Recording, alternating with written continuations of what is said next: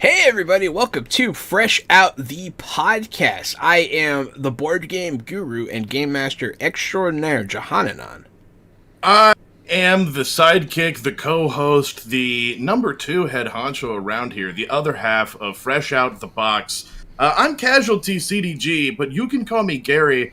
I am a retired child crimes and human trafficking detective, turned tabletop titan and improv comedian.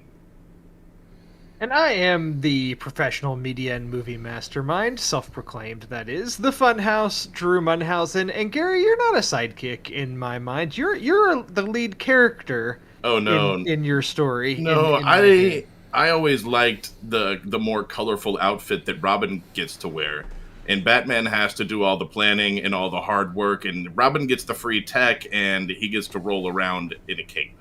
Okay, hey, when you put it that way, I'll be Batman. I'm willing to do the work for the prestige. And Batman's a little curmudgeon-y, and Robin gets to have all the fun. Yeah, with the dead parents and the horrible life. Yeah. Dead parents is par for the course in Gotham. Which Robin is part of the Teen Titans? Originally, Dick Grayson, that becomes Nightwing, is the first leader, I think, and then eventually, currently, Damian Wayne, I believe. Okay. No, Tim Drake. Tim Drake. Well, they've probably all been part of it at any point. They switch out, but right now the most recent Teen Titans stuff I've seen has had Damian Wayne. Man, most universes don't use Damian Wayne. He's like a backfill secondary character. He's being used more now. But yeah. Well, we have made it through Thanksgiving, which it seems like just yesterday we were recording the episode about Halloween and Thanksgiving and what we liked about Thanksgiving, and now Thanksgiving's already passed and Christmas is ahead, and it's all or whatever the holiday is that you choose to celebrate, because some of our listeners may not celebrate Christmas, so I just want to holiday season. Very considerate. The holiday season. We are already kind of midway through that point, which is nuts in itself.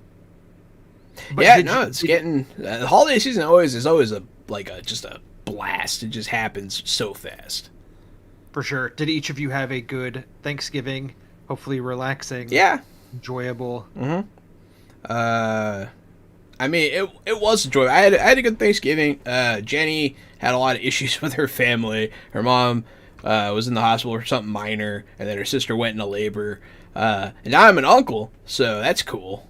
Well, we're sorry to hear some of that, and not sorry to hear the other half. Congratulations. That's definitely a lot. Yeah, that's a whole bag of news. There's a lot to unpack there. Mm-hmm. Yeah, everyone's fine. Everyone's happy. Everyone's healthy, and I am now an uncle. So that's and we ate a lot of food. My brothers are in town. I ate so much I was in absolute agony. Me and Gary played some Battlefield on Thanksgiving Day. That was fun. So all in all, Thanksgiving was a blast for me. That's what I was going to say about my Thanksgiving is I played a lot of Battlefield. I played a lot of Halo. And we had the intention, Annie and I, we were going to go get Chinese food, but Chinese food's open on Christmas, not Thanksgiving. And we just jumped to conclusions and assumed it would be both. So the Chinese food places were closed, and we ended up going to a local taqueria and Michoacana meat market. And it's called Chepes. So we went in there. They were totally open. They make home everything fresh in the restaurant on grills. So we didn't want fast food. So we had real good cooked food. We got tamales. We got stuffed jalapenos with shrimp and chicken.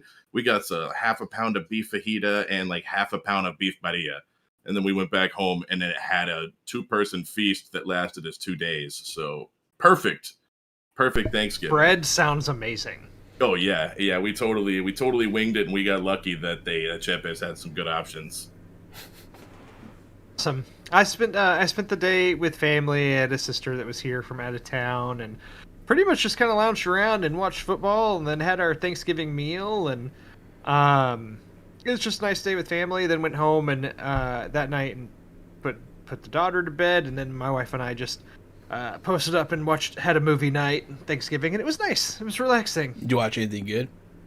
Yeah, I will talk about it. Oh, you're later. gonna talk about them. We watched Okay. King Richard Ooh. on Thanksgiving Day, which was nice. But so well, I'm glad you both had good Thanksgivings. It's kind of fun hearing how Jahan's I would describe as, with the highs and lows, maybe action packed. Mm. And Gary seemed like there was a bit of improvisation, which turned out to be positive. You And don't then mine say. was kind of the traditional lazy day of family. So I appreciate the diversity in our Thanksgivings as well. But we've been pretty transparent about our recording timeline on here. We record every other week, but we do back-to-back episodes. And there's a bit of stress that comes with that, just in the sense of I always get scared that we're going to record, and then right after we record, something big will happen, and then we're not going to really be able to talk about it on the podcast for 2 weeks. And lo and behold, the last time we recorded, I believe it was that following Monday or Tuesday, that it was the 20th anniversary of Halo. And so Microsoft decided to drop the bomb and release Halo's multiplayer early that day. Which, when you're podcasting on our schedule, great, thank you, because we've talked about Halo multiple times on our show, and so it's been a while. We had an episode that launched where we didn't mention Halo at all after it had released, but now here we are. The Halo Infinite, that's been Microsoft's highly anticipated, first person shooter. At least the multiplayer segment of it has been released. Now, when does the rest come out? December 8th is still when the single player campaign launches. So in just over about a week and a half from when this episode of our podcast is airing. And I mean, I know you guys have been talking a lot about Battlefield and Halo, and I think we all thought that it was going to be Battlefield came out first, and then, you'd get some Battlefield time in, and then Halo would launch in December. But we got both, I think, in the same week, pretty much, which was not the original plan. Well, me and Gary have a theory about that. We're pretty sure they did it deliberately to shit on Battlefield's release.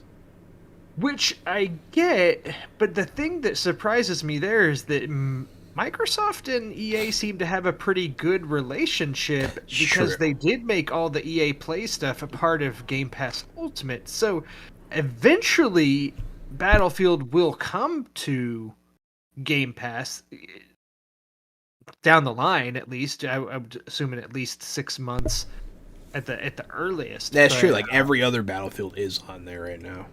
Right. So I'm with you. It seems like maybe they did it deliberately, but I guess they're just trying to please the fans. But so let me take a step back. Did y'all jump into Halo within the first week there that it was released? I want to make make an ear note before we get any further that this multiplayer release of Halo is still a beta multiplayer.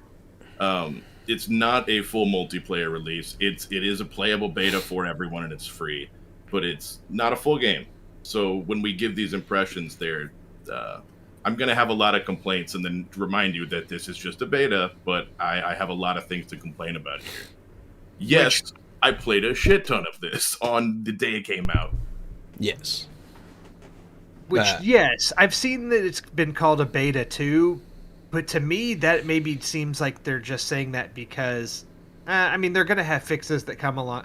It almost just seems like the fact that they released it early gave them the excuse to call it a beta so they can fix up anything before the single player comes out. There is only one map in the big team battle mode, and you can't turn off different game types in quick play.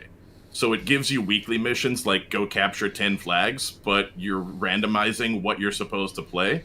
So you can't even... and the way you get experience in Halo is very slow, so you have to complete your dailies. Yeah. Basically, it gives you quests you can't complete because you can't control your quick play list. So there are things about it that are bad and beta-y that feel like oversights. Yeah, presumably down the line they would have it where if you just want to sit and play Team Slayer, you can choose that playlist and you'll just play Team Slayer and you don't have to throw in games of Oddball or Capture the Flag Exactly. or whatever. And you can't change that now, so you're stuck in random rotation mode. There are only like what 5 or 6 maps, and then there's the one map for big team battle. So I think there's probably enough map rotation for the 4-man, but there is. Yeah, there is plenty of maps in the 4-man. One map for big team is not. That feels like a beta. Let's walk it back for a second, Okay. if you don't mind. No, go ahead. Yeah. Jahan. No, by all means. Before we get into the nitpicks and the getting into that, let's just say, as far as the gameplay goes, the game itself, playing it match to match, regardless of the mode, the map, do you like it? Do you enjoy how it feels? Do you think that it's is it a competent version of Halo? Let's start there. Short answer, yes. I don't have an issue with the controls. Controls are smooth. You can slide now. Weapon switching, all that stuff's pretty smooth. I've been playing mouse and keyboard, which I'm not used to for Halo. I've been playing on my PC, and I haven't had any issue. It's satisfying gameplay. The kills seem decent, like fair. I don't feel like I'm getting robbed. I don't feel like it's glitchy. They've definitely changed a lot of subtle things and small things from previous entries into the series, but it still feels like Halo, and it's still very enjoyable combat. So I was having this conversation with myself earlier too, where do I like the gameplay? Is like Halo to me has always been you could always customize your guy since the first one. And then in the second one, you could customize the way your guy looks, or you could make him an elite. And then the third one, you could change your armors, and you could do a bunch of cool stuff. And it feels like now, the first thing I did, of course, was go look at my options, and I'm stuck to shaders, and I have few choices. So that's part of the game to me, and I feel like they fucked up that whole part of the game. The shooting, I guess, feels fine, but the shooting feels fine in Call of Duty, and it feels fine in Apex. Good thing Halo added sliding and mantling because Apex has those, and it has the best movement of any shooter. You have to be able to slide, you have to be able to mantle, and then the grappling hook, slinging around stuff is always fun. We can thank Apex and Pathfinder for that also. It's cool that they copied Apex's movement. I like that. They did a good job. Yeah, it seems like first-person shooters have kind of been copying each other. Whatever works in one, they all adapt, and then it just becomes it's what gamers expect. It just becomes an expectation that I'm going to be able to sprint and slide. It's a matter of time before Master Chief can go prone. Yeah, I remember there was a time where Halo's controls were really weird compared to other first-person shooters. I can't remember which one it was. It might have even been as recent as 5 or 4 before that, where you had to hold down the bumper to pick up new guns and stuff like that. It was just all odd, and everything seems just a bit more streamlined now. Mostly between all shooters. Mostly. So the one thing, the default control on the keyboard that blows my mind is that to change grenades is like N. So it's like way, it's like a long stretch. I'm like, holy crap. But you can always change those. It's whatever. I just thought that was funny. Yeah, and to go off what Gary said, I agree. Yes, all the movement, everything feels good. It seems like maybe some of the things that Halo lagged behind in the past compared to other more modern games they've updated. So I think everything does feel smooth. The game, it still does have a slower pace a little bit compared to Call of Duty, which has always been Halo's thing. There's a little bit more. There's strategy and stuff in Call of Duty, so not to downplay that, but I feel like when you're playing a team objective game in Halo, there's a lot more working together and things than in some of the other ones, in my opinion. Halo, you definitely got to work together in Halo. You can be a Billy badass, but you can also get killed in seconds, so... I just feel like I'm not good at Halo. Let me be clear. Typically, when I'm playing in a squad with my friends, I'm usually low end on the totem pole. But when I play by myself, I seem like I can handle myself well. But just when I play with my friends, they're all so much better than me. It makes me feel really bad at the game. But I'm even worse at Call of Duty. And Call of Duty sometimes for me feels more like luck of the draw. Like I run out and I'll die, and sometimes it's my fault, and sometimes I feel like there's nothing I could have done. Halo, at least to me, feels more like it's my fault each time I die. That I probably could have done something. It does happen still where I feel like I get a bad spawn and maybe I move forward and then get hit in the back, but it doesn't happen often enough in Halo Infinite to make me There upset. was, in some of the bigger maps, there was quite a few times, actually, where I was complaining, like, I just spawned and got shot in the face from next to me. I was thinking the exact Like, same across thing. the map is one thing, that's, spawn sniping, but, like, I spawned next to an enemy that murdered me, like, several times. Also but been spawned it happens. shot right in the back of the head. It happens. But no, so I like what you were talking about earlier about how FPSs copy each other, blah, blah, blah. And it's interesting because it's like, it's like when there's a new invention, right? And like someone does something good, like they have a new plug or a new safety mechanism. Everyone else adopts it, becomes industry standard. You know what I mean? And it's the same with video games. Like once you have sliding mantling, you want it in every game because it's good. Like, I don't feel... I think it's good that Halo finally is up to industry standards when it comes to these shooter mechanics, We can trace these mechanics basically all the way back to GoldenEye, and Halo still felt like a relic, and it needed to come to 2021. And it did. It came to it with movement. It feels like a modern FPS now, and like, because I never really liked Halo all that much. It was always a clunky piece of shit to me. But I actually don't. I hate the vehicles in this one. I hate the vehicles in this Halo. I don't do a lot of that, so... It's a game where the characters all regen. Every character has a regen shield, but the vehicles take permanent damage. So if somebody just shoots your truck with a pistol enough, it will explode.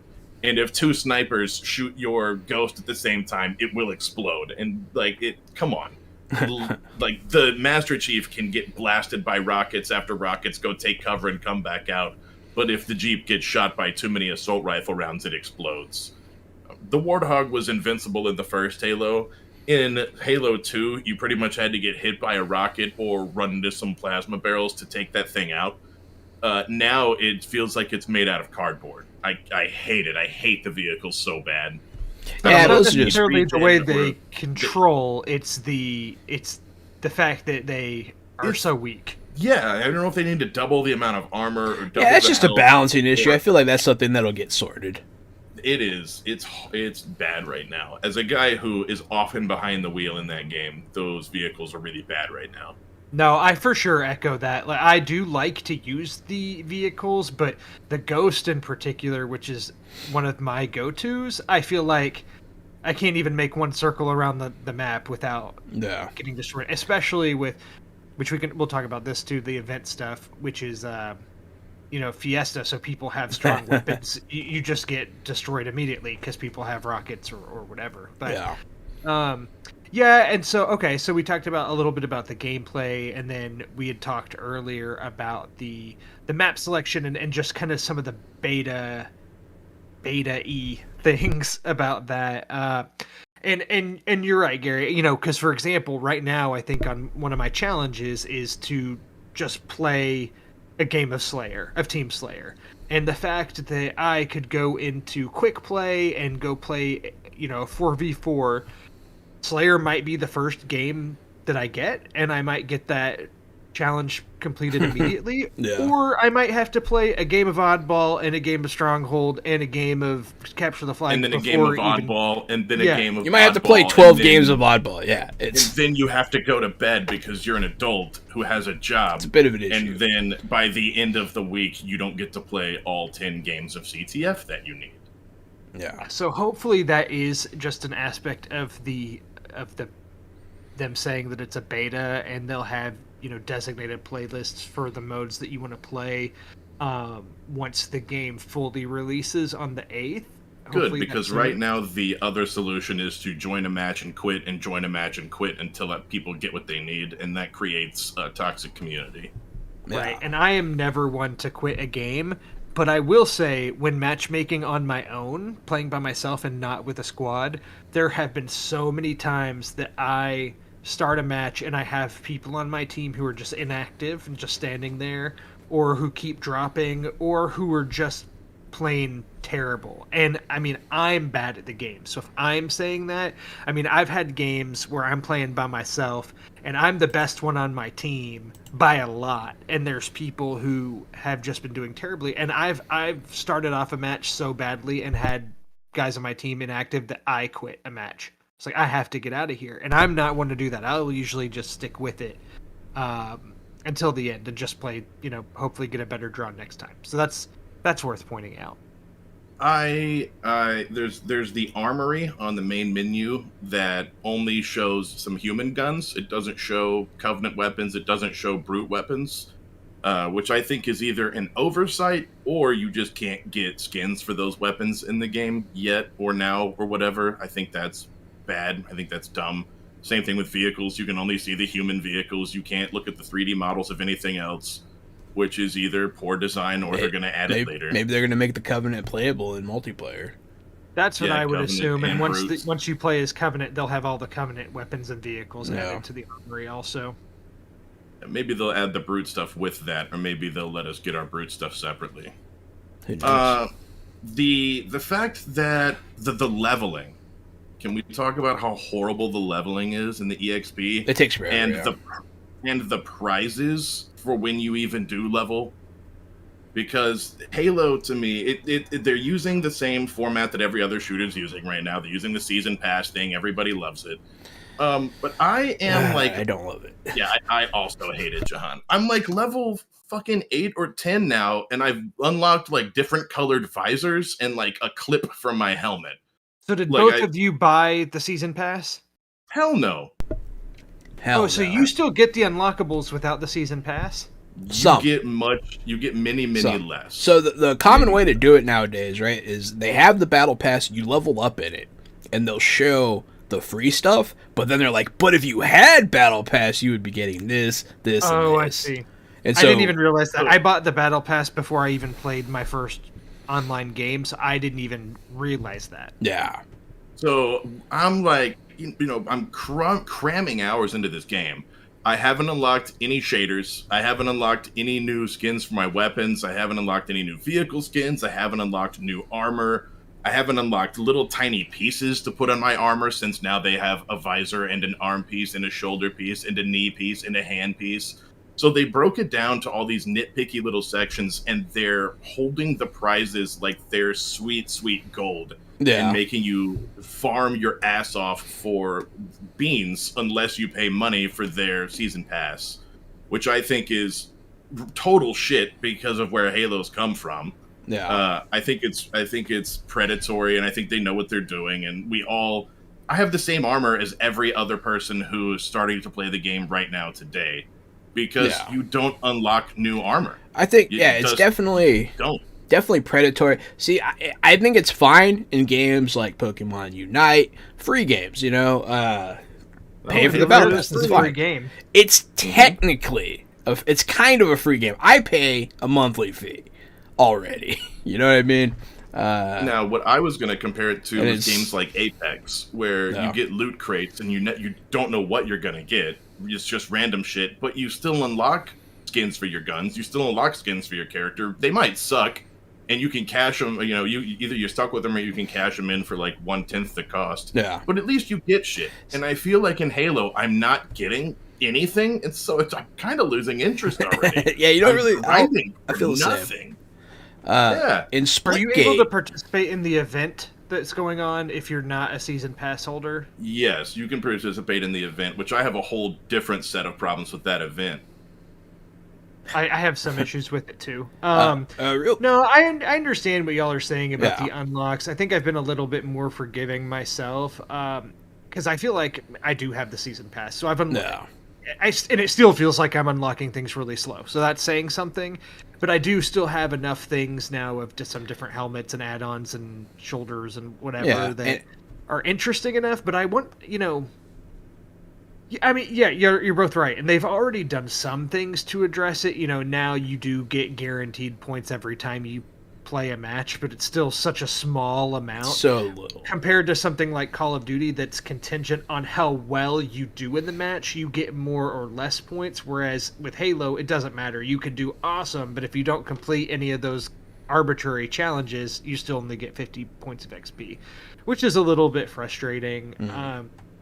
And especially if you're in a team-based objective game and somebody on your team is going out of their way to try to complete a challenge. Trying to punch people in the back or trying to get kills with a certain... Yeah, I didn't even think about that. It kind of sucks. I for sure have caught myself doing it where I have clear shot on a guy that I could kill, but I don't because I want to try to punch them in the back because of a challenge, and then they end up either their teammate sees me and kills me, or they turn around and catch me before I can do it, and that stinks. Don't forget, I could have helped my team.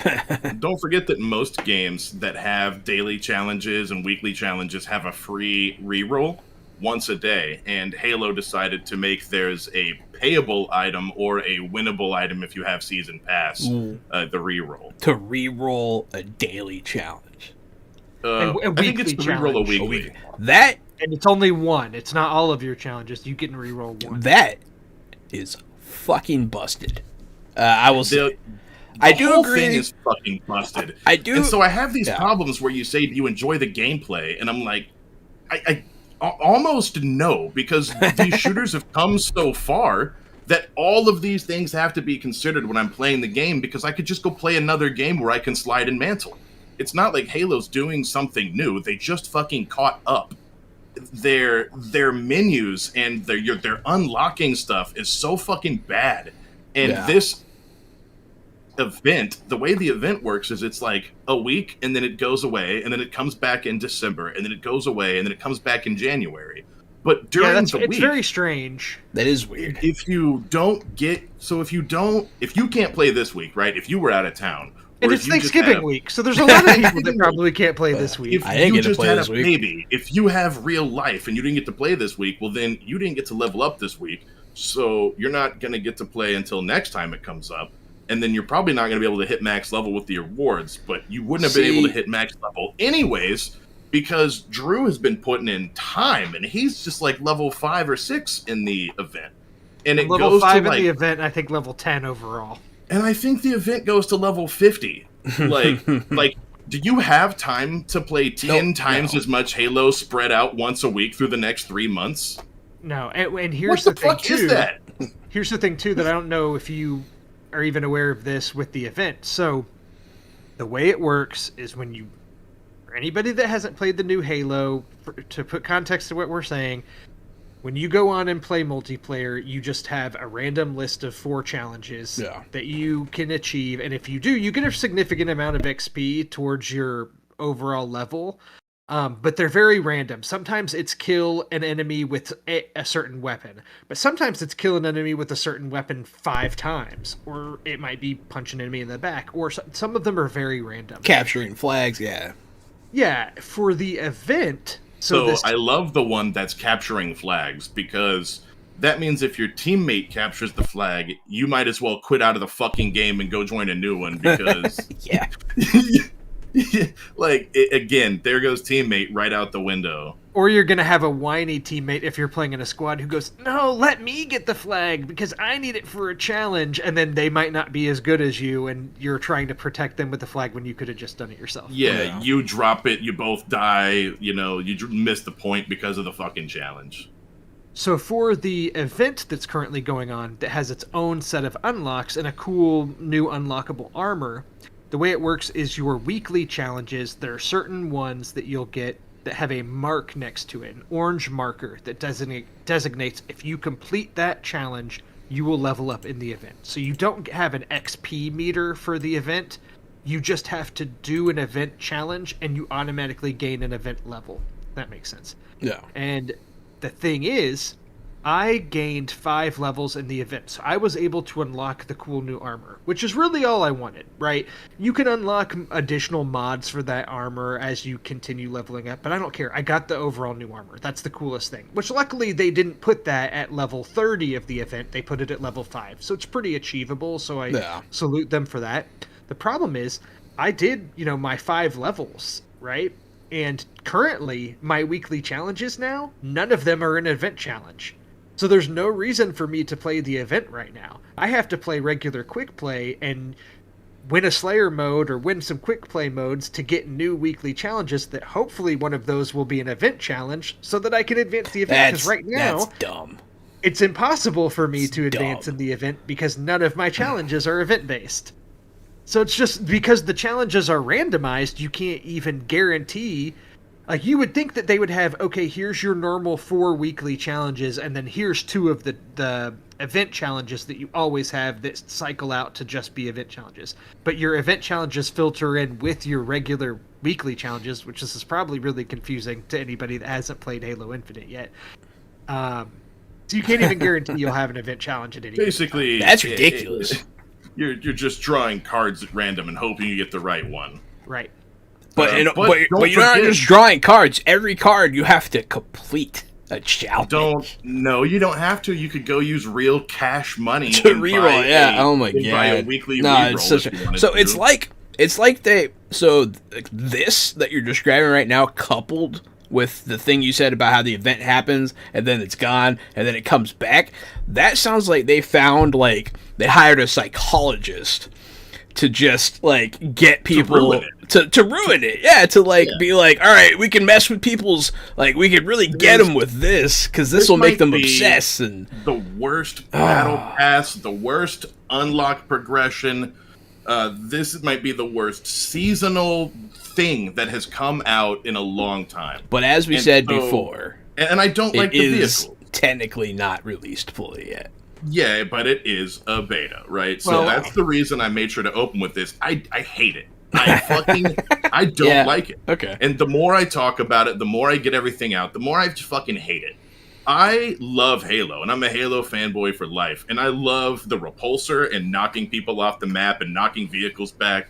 And if you look straight down at the ground, you can jump and use the repulsor to launch yourself up like 3 or 4 stories and do. Oh my gosh, I haven't even tried to do that. That's Bruh. such a how I not even got to do that. Yeah, I love harpooning people with the grappling hook and then sorting them or hammering them when you get close. There's so much in the game that's so fun, but there's so little, like, it's not, I don't feel like I'm rewarded anything for playing that game.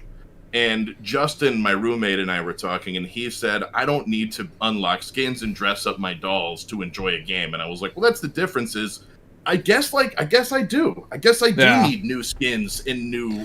If you're going to put it in the game, then give it to us. Make it rain rewards. Why are we grinding for it, man? Give it to us. We want your content. It's funny that you bring that up, because that's what I was going to say to somewhat challenge you, was, we became Halo fans by obsessing over Halo 1 back in the day, when we would just play multiplayer on end when there was nothing to unlock, and you could only play against your friends, and, and we had hours and hours of fun just doing that. But games have just changed and evolved. We didn't only play against our friends. We used to use GameSpy Arcade to play Halo 1 online all night at Chris's house. That's true. In Halo 1, you could change your skin. You could change your color. You could be every single, you could be 14 different shades. And in Halo Infinite, there are 9 different colors you can choose from. Yeah, that's fair. There were literally more options in the original Halo than there are now. What the fuck are you doing, buddy? Yeah, even if it's not a thing that, even if you don't need to dress up your doll or whatever, the fact that other people can have all these awesome skin, you just get bupkis, is kind of frustrating. You want to look cool too, because I was the standard gray dude for a week or whatever, with no cool stuff. Eventually, I changed my color, but that was about all I could do, and I was like, this sucks. I look stupid. Everyone else is cool doing they're doing cool gestures and stuff, and I'm just a schmuck. I don't know. Yeah, we're stuck with our 2 schmuck emotes. That might be some baby back bullshit for me complaining about that, but I do understand it. Everyone else looks so damn cool. I look like shit. I don't like it. We did play with our friend Lee recently, and I got on, and he had this just super cool looking armor that was white with kind of this cyan blue visor and all this stuff. And I went, man, what level are you now? How'd you get that? He goes, oh, well, I paid to get this. And I'm like, okay, well, okay. Because I probably won't do that. I paid for my battle pass. I won't pay for anything else. I won't pay for XP boosters. I won't pay for that. I'll play the game. And It seems like maybe they made it a slow progression because they're planning for this battle pass to last until May. But still, that's no excuse. I want to unlock stuff now while I'm playing it. Will I still even be playing this game in May? Probably not. That's the thing. I'm fine with the unlockables, taking time. I'm fine with all this stuff. That stuff costs you money, blah blah blah. But when games deliberately and obviously make it hard to get anything just to like force you into buying stuff, that's frustrating. It feels like a cell phone game because you can where feel it. Yeah, it's freemium. It's a freemium game. You're gonna game. have to log on every day for the rest of forever to unlock anything, because you can now unlock a wrist piece and a glove piece and a knee piece and a shoulder piece and a visor piece. There's so much now. There's so many little tiny things to put on your Master Chief that you'll just never have all the cool things, right? And you don't get them at an alarming rate. At least if you did, it would be different. I absolutely hate the comparison of Halo to a freemium cell phone game, but at the same time, I can't really argue it because the progression rate or unlocking rate feels similar. But the thing I'll say in Halo's defense is that when I do log in and just do some quick play games, even though I'm not unlocking stuff constantly, it still feels really good. Like, the pacing of the games are good. Slayer matches, oddball matches, whatever, they go by quick enough that I'm having fun. I'll knock out a few games. I think when you're playing, especially when you're playing in a squad with friends, when I'm playing with Gary and our friend Lee and JT, and we win an objective-based game, there is a feeling of accomplishment in it. There are ones where sometimes we are just not clicking and we do really bad and we go, yikes, on to the next one. But there are ones where we play or we maybe have a good comeback victory, and I do think those things are rewarding regardless of the unlocks you're getting.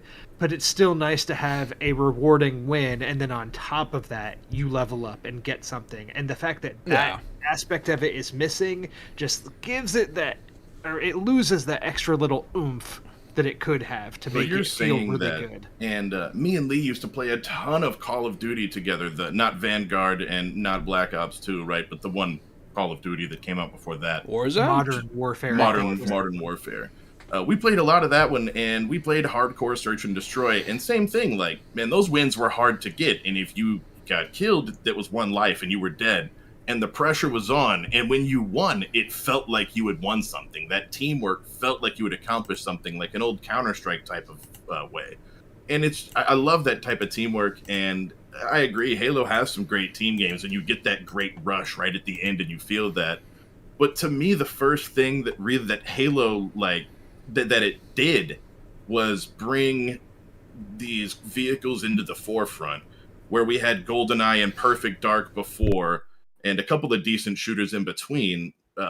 Halo was the first one that put us in this giant Blood Gulch sandbox with a tank and with a Warthog and with a Banshee, and we were like, holy shit, like, can you get in that alien jet? Like, can you remember how excited we were in the second one when you could, and they gave us the sword? I mean, Halo was just, it was jaw-dropping, and it was this big thing that was totally awesome, and now all they've done is add sliding and mantling, so all they've really done, in my opinion, is catch up. I don't think that this game did anything new. I think Halo finally caught up. So, I mean, that's fair. Yeah, I mean, the first one, Combat Evolved, or whatever, was actually some Combat Evolved, was very cool. This game, the freemium stuff isn't a deal breaker for me. It's just upsetting. I don't like obvious money grubbing coming from companies. It annoys me. I do have fun when I play, and I like getting on and playing with my friends, and the gameplay is perfectly enjoyable. It is free on Game Pass Day 1. It's hard to complain about that. It's free even to non-Game Pass owners. Halo... Oh, the multiplayer is free to play. Yeah, it's free to everyone. And then the full game will be free to everyone. But yeah, I forgot that the multiplayer is free to everyone. When the co-op campaign comes out, I'll play that, but I think I'm going to uninstall Halo multiplayer soon after. Nice. I actually do enjoy the gameplay. I'm not a big Halo guy to begin with, but I have a lot of fun with it. And the gameplay is smooth. I haven't experienced any glitches. And it's an enjoyable game. But yeah, there's nothing new to it really. Well, and I'll give them credit too, and I feel like I feel like all y'all, the complaints that both of you have been having are warranted, and I don't even disagree with them. Yeah. I still feel overall positive on the game, and maybe more so than both of you. But again, I can't argue with your complaints. I think they're all right. Yeah. They're all correct, but I do think that Microsoft wants this to be good and wants the fans to be happy, and I know they've already addressed some things. The leveling up for the Battle Pass was even worse before, and they've improved it a little bit by making sure you gain XP every match, because that was not the case before. So hopefully they will maybe continue doing that, or just making some of the challenges easier so that you're just unlocking them more naturally rather than having to go out of your way. I don't know what the solution there is. I'm sure that they're going to be really looking into it, especially before the 8th when the full game launches. And I'm optimistic that they'll make changes to make some of those things flow better. Now, is that guaranteed? No. Maybe you're right. Maybe they just want the cash grab, especially since it's a free-to-play game. But I do think they're really banking on wanting the fans to play this and stick with it for a while, and this be the killer Halo multiplayer that there's been. There is a hope that it could be really good when it's all said and done. I'm not counting it out yet. I like playing it, and playing with your friends is a great experience, just like it always has been with Halo games. And I look forward to seeing what they fix and what they change, and the new maps and the new game modes that we're sure they're going to introduce, and the updates that they're going to do. Because it's not like they're not going to support the game. So there is that hope. I agree. Well, do y'all have anything else to add about Halo? I think we've really talked. I feel like that was pretty thorough. That's pretty thorough, yeah. Multiplayer and all that there is there. So, is there anything else you guys can think of? Just a final note that I've been playing. I haven't really watched a lot this week because I've been playing a whole lot of Halo and a whole lot of Battlefield 2042. And I have unlocked skins for characters in Battlefield. I've unlocked weapon skins. I've unlocked awards and badges for my profile. I've unlocked people's dog tags when I knife them, and I feel like I'm getting a lot of cool swag constantly. And even though Battlefield is objectively a worse, clunkier game, it is more rewarding to play. Yeah. It is more fun for me. I'm unlocking more. I'm getting more. I feel rewarded. It's more fun. I have trouble giving my opinion in that way because I am a much bigger Battlefield fan than Halo, so I feel like I'm biased. Because I agree. So take my opinion with a grain of salt, and I am biased. Well, this is a good transition. So let's move into... So Halo was our ultimate discussion, but let's move into our fresh out the box takes for the week. But let's start with Battlefield, because I think... Fresh takes. Fresh. I think that Halo, lends itself to the Battlefield conversation too. And I know we typically start with movies, but let's start with Battlefield, because I have not played a single minute. I do not own Battlefield 2042, I believe, is the new iteration. So, but you guys both have been playing it. So just, we don't have to do as in-depth or anything as thorough as we were with Halo, but just overall, because I think the things that I've been reading, I've seen posts on Reddit of people saying, don't buy this game, showing the glitches. Don't buy it. Before we take a shit on Battlefield, I would like to say that both Battlefield and Halo have surprisingly good matchmaking, where you can play with your friends, it doesn't drop you out, it's not a fucking headache. Both of those games have good matchmaking, and we're about to shit on basically everything else about Battlefield 2042. So I just want you to know that they've got good matchmaking. A glaring issue with playing with your friends, though, that we will get into. But yes, the matchmaking in both games, because me and Gary, we were playing so many free games, and we were looking forward to Lemnis Gate and all this other stuff. Yeah, these games are coming out, they're free. The matchmaking, plain straight up, does not work. And it's okay, cool. This is an unplayable piece of shit. Thanks. But these two games, haven't had an issue really. So Totally yeah, I playable. forgot to mention that during Halo. I've barely experienced any lag at all. I've never had any games kick me out or drop me or anything. The matchmaking from day one, when presumably everybody was jumping in because the Steam record, I think for Xbox was broken, something like that of new players from an Xbox game. I mean, people were playing the game, and the servers seemed to hold up with flying colors. So that's worth noting, and it sounds like you're saying the same thing about Battlefield. Yeah, no issues. Yeah, no issues with matchmaking or with dropping. You can totally stay with your friends. You don't have to hit A to start the next match. You can just drop your controller when you're done, go get a drink, come back, and your match made into the next one. Your friends don't drop in between. No problems. The problems with Battlefield were actually some of the server slog, day 1 and day 2, day 3. It looks like a lot of people jumped ship and abandoned the game because of the reviews or because of that initial first impression. And the servers have actually cleaned up a lot since then. They're a lot less laggy. I'm not having as many issues as shooting at a guy while he ice skates away from me or blasting a guy and the bullets going through him. Those were some really early problems, and the game was bad. I never had those issues. I had those issues through the beta, and I was worried that they might carry over, and they did. Oh, in the beta. Yeah, I did have some in the beta. So, and it carried over for me. It was happening in the main game, but it's stopped now. Now that we're a few days in, I'm not having a lot of those problems, and a lot of the hovercraft in particular. I used to drive I still drive the hovercraft a lot, and I would boost into stupid corners that were vertical and launch through the air like 500 feet and fly around over the helicopters and fly onto the tops of buildings with it. I've been in the car when he does that. And you can't do that anymore. They fixed that. So they're cleaning some things up already. They're cleaning things up quick.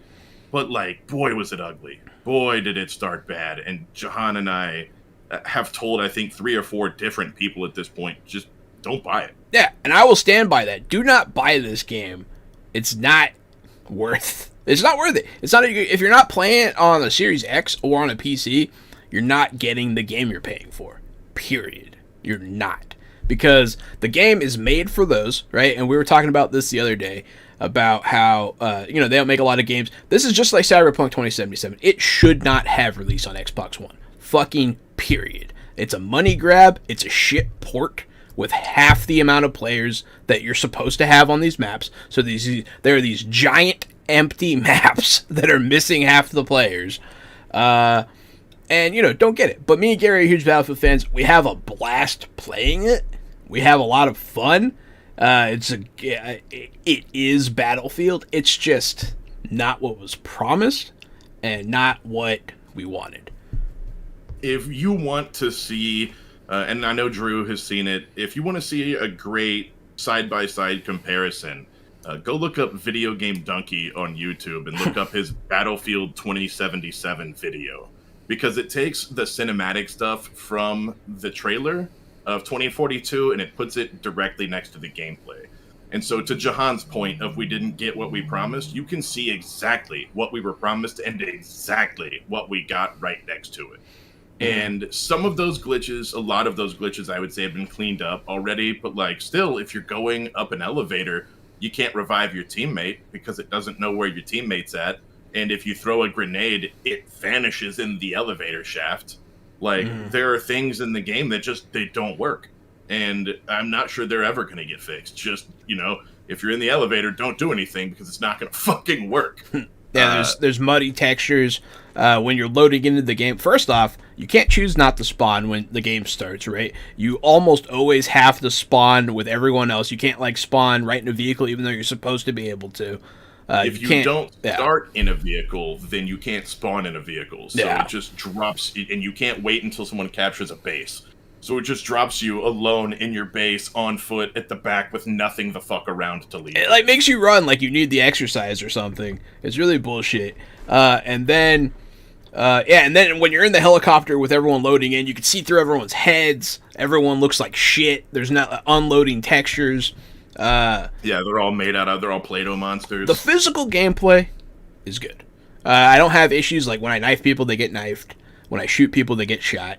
And they have some pretty cool game modes, like Battlefield Portal we were playing with the other day, which is actually pretty cool. One team plays as Battlefield from what was it, Bad Company? And then like the other one is like Battlefield 3, and like your controls are different, like to match those games, and the guns are different to match those games, and it's interesting.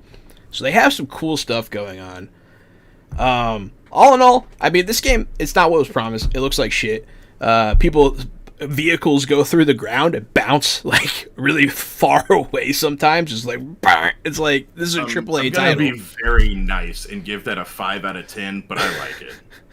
Yeah, probably not a 5. My takeaway from what y'all are saying is that it is broken, it is busted, but there is fun to be had. So don't buy it unless you're a really hardcore Battlefield fan. If you're playing that game by yourself because you want a good war simulator, which is what Battlefield has been in the past, no, pass hard. If you and your friends have played every Battlefield and you like playing with your squad and get your boys together, yeah, it's the same thing. It's not worth $60. I'm also really pissed because there's a thing with Xbox called Smart Delivery. Some games have it. If you buy it, it'll automatically upload the best version of that. So like if you have it on the Xbox One, it'll do the Xbox One version, but it'll automatically upgrade if you install it on a Series X. This game instead charges you extra, which pisses me the fuck off. Like EA is such a money-grubbing fucking shithole of a company that rushes all their games out and doesn't care what they give people because we'll all eat the shit sandwich because they own all the properties. You know what I mean? If you want to play a Star Wars game, you gotta eat EA shit sandwich. Fuck you, EA.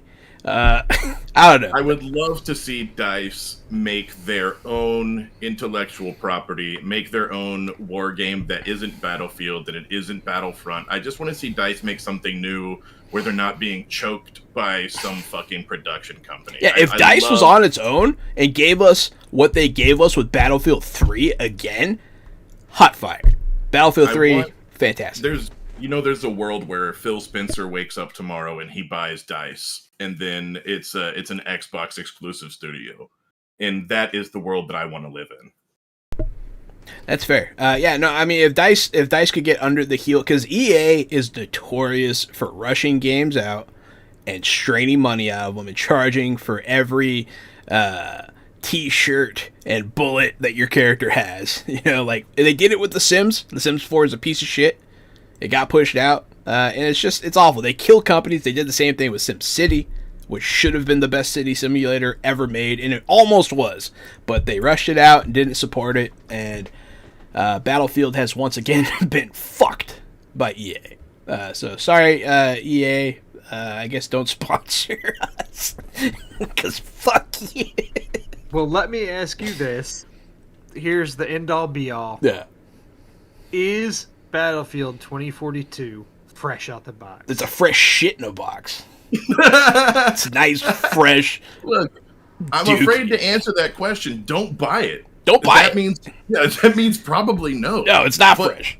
But I love it. The amount of fun I have is 10 out of 10. I have 10 out of 10 fun on that game. I love playing it. I can't wait to play it, hopefully later.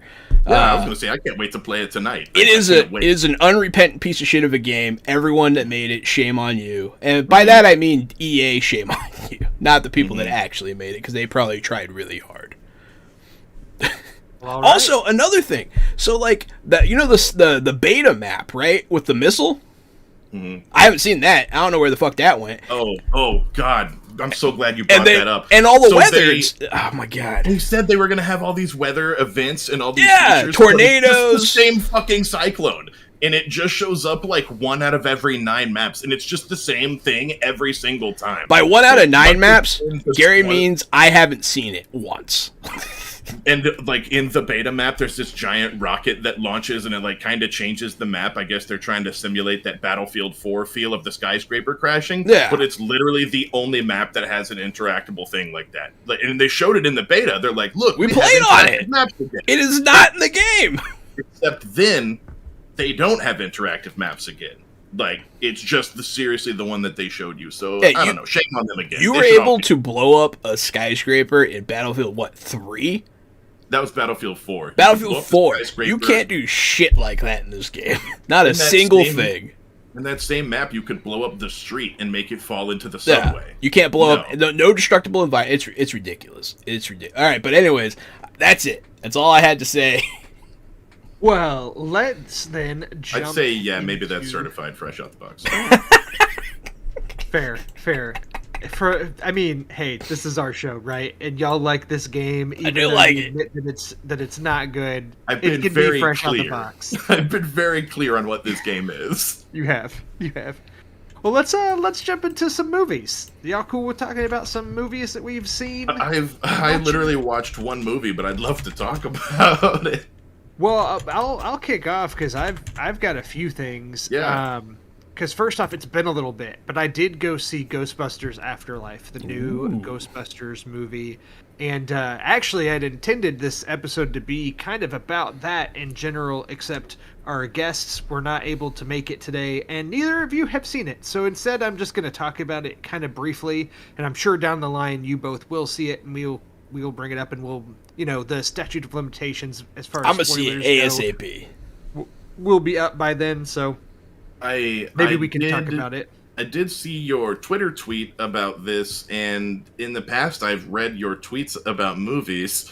Do you care if I read this one and let people know what you thought about it in a brief summary? I don't mind. So Drew says, Ghostbusters Afterlife. Proof that too much nostalgia is definitely not a good thing. Yes, that's what I said. I'll say this about it. The first 2/3 of Ghostbusters Afterlife, I really dug. I was like, I am digging this. I think the main girl in it is fantastic. The young actress, I believe she's in The Haunting of Hill House, among some other things. But she's very good. And Paul Rudd is great in it, and I had this realization watching. I've always liked Paul Rudd. I like everything he's in, essentially. Yeah, he's the best. And the moment he shows up in the movie, it really starts rolling, and I just thought, man, I'm happy to see him on screen. Paul Rudd's just one of those guys that when he shows up, he's just got that natural charisma. He's funny. He's just such a great presence, which is not anything we didn't already know, but it was just re-emphasized. 2021 sexiest man alive. It's true. So anyway, he's great, and there's a lot of things that I liked about it, but the third act, where it's all supposed to culminate, is where it kind of fell apart for me personally. There are things that I expected them to do in the movie, because it's no secret that, Ivan Reitman directed the first two Ghostbusters movies that were written by Dan Aykroyd and Harold Ramis. And this one was directed by Jason Reitman, so Ivan Reitman's son. So this is right there. Jason Reitman grew up, being on the sets of the original Ghostbusters movies awesome. while his dad directed them. So it's kind of interesting to see that. And this is somebody who, I think Ghostbusters as a franchise is close to his heart. So I think that's worth noting. So naturally, there's gonna be some things in this movie that try to play to your nostalgia of the original Ghostbusters films. And when those things happen, it's just I don't want to say too much because I don't want to spoil. Yeah. But I just, a lot of it didn't work for me, or it wasn't what I wanted. And there's some things that maybe try to pull at your heartstrings that I found to be instead distracting and detrimental to the overall movie. So I'll just say that. I would say the first 2/3, I was at like an 8 out of 10 for this movie. I thought, oh man, I'm digging this. And at the end of the day, I tried to not let those things at the end that I didn't like tarnish the whole experience. So I'd probably put it overall at about a 6 out of 10 as my final score. But man, it's like an 8 out of 10 for those first two acts, and like a 4 out of 10 for that last act. So Interesting. So anyway, that's my overall thing there of being kind of, trying to talk around spoilers. Too much fan service kind of thing? I'll let you see it, and I'll let you be the judge. Because I'll say this, I saw it. I did see it with Thomas, Gary's brother, Yeah. and he is an ultimate Ghostbusters fan. And he and I were in total agreement after the movie. Interesting. Okay. We felt the same way, and he, if anything, was going to be, more likely to Biased. defend it. Yeah. But I have talked to a friend that didn't have the same nostalgia tie, and he thought it was amazing, and the stuff at the end worked on him. So, it could work on y'all. I don't know. But yeah, I think overall I enjoyed my experience, but I still left disappointed. So there you go. You like going to the movies with your friends, Drew? So it's funny you say that. We did talk on one of our previous episodes. Jahan said, "Hey, Drew, you want to go see Resident Evil together?" I'm not sure how it came up, but I said yep, and Jahan kept to his word. He messaged me this past week and said, "All right, we're doing this thing." Jahan, I didn't know that you liked Resident Evil. I didn't realize you were a zombie guy. Whatever. Yeah, that's how the conversation started. I was like, "Hey, guess what's coming out? I bet you can't guess. I'm so excited because I'm a piece of shit." Zombies. So Jahan and I saw Resident Evil: Welcome to Raccoon City is the full title. This is a theatrical reboot of the Resident Evil franchise. This has nothing to do with the Mila Jovovich atrocities. films. Yeah. Sony realized they could save some money by also doing a Sly Cooper Thievius Raccoonus reboot at the same time, which is why it's called Raccoon City. They bring Sly Cooper back in this one. It's what everyone wants to see. Raccoon City was around before Sly Cooper, unfortunately. That's true. Well, it would have to be. It would have to be around before Sly Cooper because that's where he was born. So, to be fair, I'm sorry, I'm a part of it. We're getting off the rails here real quick. No, we saw this, and yeah, it definitely seemed like they went a little lower budget. A lot of the actors and actresses in it aren't big names by any means. I've seen most of them in some other things, but I've seen some of them. I've seen several in several things, and the acting wasn't awful across the board. There was some decent acting in it. I think they did fine with the material they had to work with. Put it that way. What I said about this in my Letterboxd review was the director of this movie wrote and directed it, and you can tell he is a fan of these games. Yes. I assume, because they really try to kind of combine aspects of the first Resident Evil game and the second Resident Evil game for this film, and I had fun watching this. I mean, it's a bad movie. I thought this was a bad movie. Jahan was higher on it than me. I had a fun experience, but it's not good. Yeah. So, the whole thing for me, wow, I didn't realize that guy was Green Arrow's brother. That's crazy. Chris Redfield's played by Green Arrow's brother. Just FYI. But, yeah, no, so I did like it. It's campy as hell. It's not 100% accurate or even 90% accurate to the games. They add some characters, they add some situations, and they kind of change it up a little bit. I think they're trying to maybe make it more of a modern feel, what with companies dumping stuff in water and that kind of thing. Maybe they're trying to relate to the audience, but they messed up a couple things for me. And then some of it is, like, honestly, it almost seems like it was intentionally a comedy. Because I was laughing pretty hard. And, like, the truck driver, oh my god. The friggin' exposition truck driver that's, like, sarcastically repeating back Claire Redfield's backstory to her so we can hear it. Really got me. There were definitely parts where I heard Jahan and myself and Jahan's brother laugh out loud. Yeah, we saw it with my little brother Keanu too, and yeah, we were laughing. It was just super camp. There were some scenes, I remember Drew talking about it, where like the zombies like getting up and like the way they frame it is exactly like Resident Evil 1. And it was cool, and there was even like a little puzzle that someone did. They had to do a puzzle in the mansion. There's the part where they walk into the police station, and it is just exactly what the entrance to the police station looks like in the game. So stuff like that, if you're a fan of the games, there is some fan service where I thought, oh, that's neat, that's a cool reference. But then there's other parts that they try to make like the games, and it's like, no, that's in the games for a reason. Make this a movie. There's 1,000%. It's 1,000% more accurate than the Mila Jovovich crap, but it's still. Yeah, they added too much stuff from the games that they shouldn't have, and they took away things they should have kept. But I really liked it. The most important thing here, John, how were the zombies, in your opinion? I mean, so in a lot of the Resident Evil games, they do have, like, they can talk sometimes with some of the viruses, especially in the newer games. They act more like sick people. Especially like in Resident Evil 4 where they're like culty and stuff. So they are doing that, and that's fine. Honestly, when they were in the mansion and like people started getting swarmed, I was like, oh, like it gave me that like, I don't want to get eaten by zombies feeling like in my bones. The zombies are okay. I give the zombies a 6.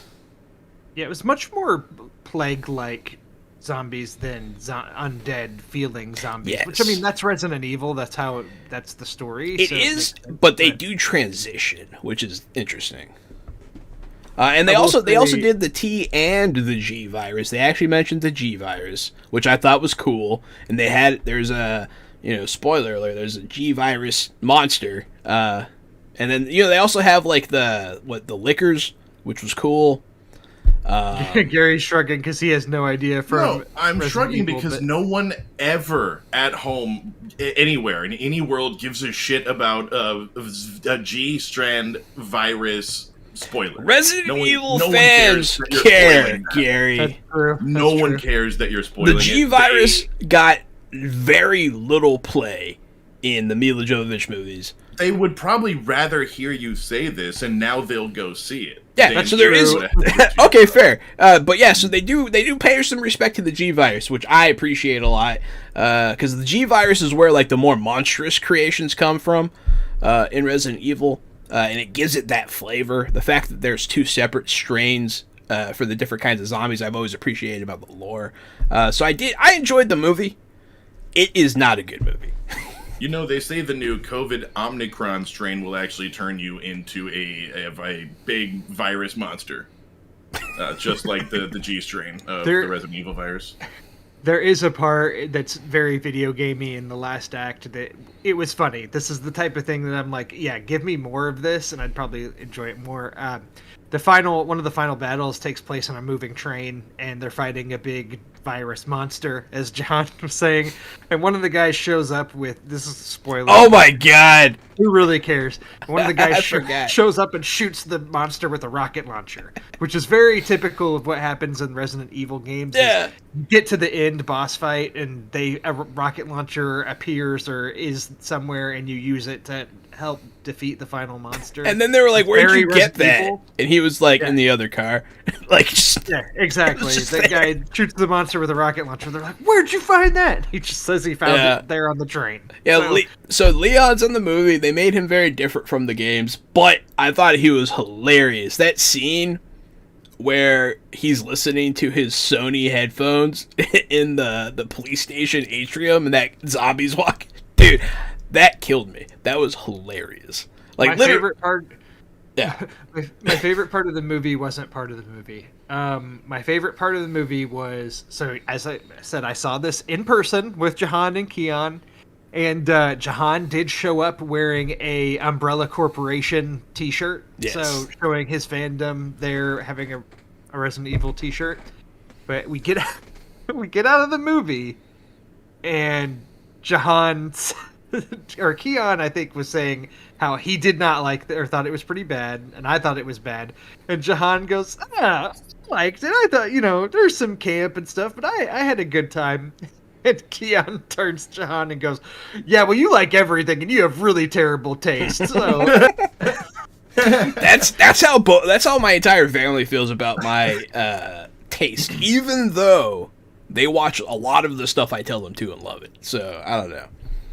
But that was the part that gave me the biggest laugh of everything, and I thought I do a podcast with John where we review stuff, so that's funny that he says that. It is funny, yeah. No, I have terrible opinions and I like bad movies, so it is what it is. I'm aware of it. Like, one of my favorite movie franchises is the Tremors franchise, and after the second one, they're not very good. Speaking of bad movies, I saw HBO Max's new Christmas movie. They in the description, I thought it was pretty arrogant of them to describe it as their new Christmas hit classic. Like, it came out this year, and they're straight up like, "This is our fucking Hallmark Christmas movie." It's called 8-Bit Christmas. It's got Neil Patrick Harris. It's got Steve Zahn. They've kind of got the never-ending story set up where Neil Patrick Harris is the dad, and he's telling a story to his daughter. So it hits you with that kind of nostalgia from Neverending Story there. And then it's Bride too. Yeah, Princess Bride. And then it's got this kind of, and then it kicks over to like when he was a kid, and it's got the 80s nostalgia back in time. So then they're kind of doing the Christmas Story thing, but instead of the 60s, it's 80s, like arcade rat late 80s. I can get behind that. Yeah, so I actually really liked it. I don't like Christmas. I would say I don't generally like Christmas movies. Like, you know, once you've seen it, whatever. You don't have any Christmas movies you tend to revisit over the holidays or anything? Yes. No, I don't. But this one, I'm not even kidding you. I would watch this Christmas movie again. I actually liked 8-Bit Christmas. It was a great, funny story. He's trying to get his Nintendo. It's all about how he got his first Nintendo. I get behind that. Yeah, so being a Neil Patrick Harris fan, I'm a Steve Zahn fan. It's a family comedy. It's got it's almost a coming of age thing with the kids. So it's got basically everything I like, and they knew exactly what they did when they made it. It almost felt like it was planned to be exactly, in the description. This is our trademark movie. They knew what they were doing. Yeah. But they did it. They did it. It was good. I liked it. I might watch it again. Check this out. I've seen it on there. I've heard some buzz just because this is for sure a nostalgia play for our generation that grew up with the Nintendo. So when it's about them trying to get their first Nintendo, I feel like that automatically appeals to my interests. So I definitely do want to check this out. I haven't had a chance yet. I've seen it and it looks good to me. It was custom tailored just for us. Is it fresh? I'd say it's certified fresh out the box. There you go, guys. Go check out 8-Bit Christmas. Annie and on I HBO. both liked it. So yeah, it's on HBO. That's exactly Excellent. right. Yeah, to answer your question, Drew, I do. I mean, I love the holiday season. We already watched Elf. Actually, the other day, my mom made she bought Elf brand cookies, and she made me and Jenny hot chocolate. We were all sitting there watching Elf, and then she asked me. There's a cutout elf ornament on the cookie box, and she jokingly was like, "Hey, do you want me to cut out this ornament?" Ha ha ha. And I was like, "Yes," and she did. It was really funny, and so I was sitting there playing with it. But yeah, what is your life? You just sit around and drink cocoa with your family and watch movies? Yeah, my life is fucking sweet. Yeah, no. Oh my god. I'm sorry, Gary. I'm sorry. I always yeah. But also, so Elf was one, and then Die Hard. I watched Die Hard. Did you know that I was born on the actual day and year that it takes place? Because it takes place Christmas Eve, 1988, and that's when I was born. I don't know. I was born on Die Hard Day, so I always watch it. Nice. Nice. Yeah, Elf is probably the one that I revisit the most.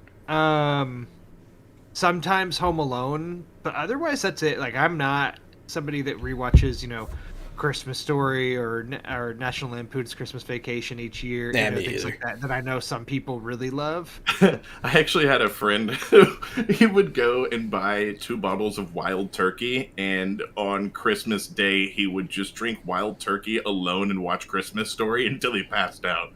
And I was like, that's so sad. And he's like, no, I've been doing that for years. That's my tradition. Like, okay, man, you do you.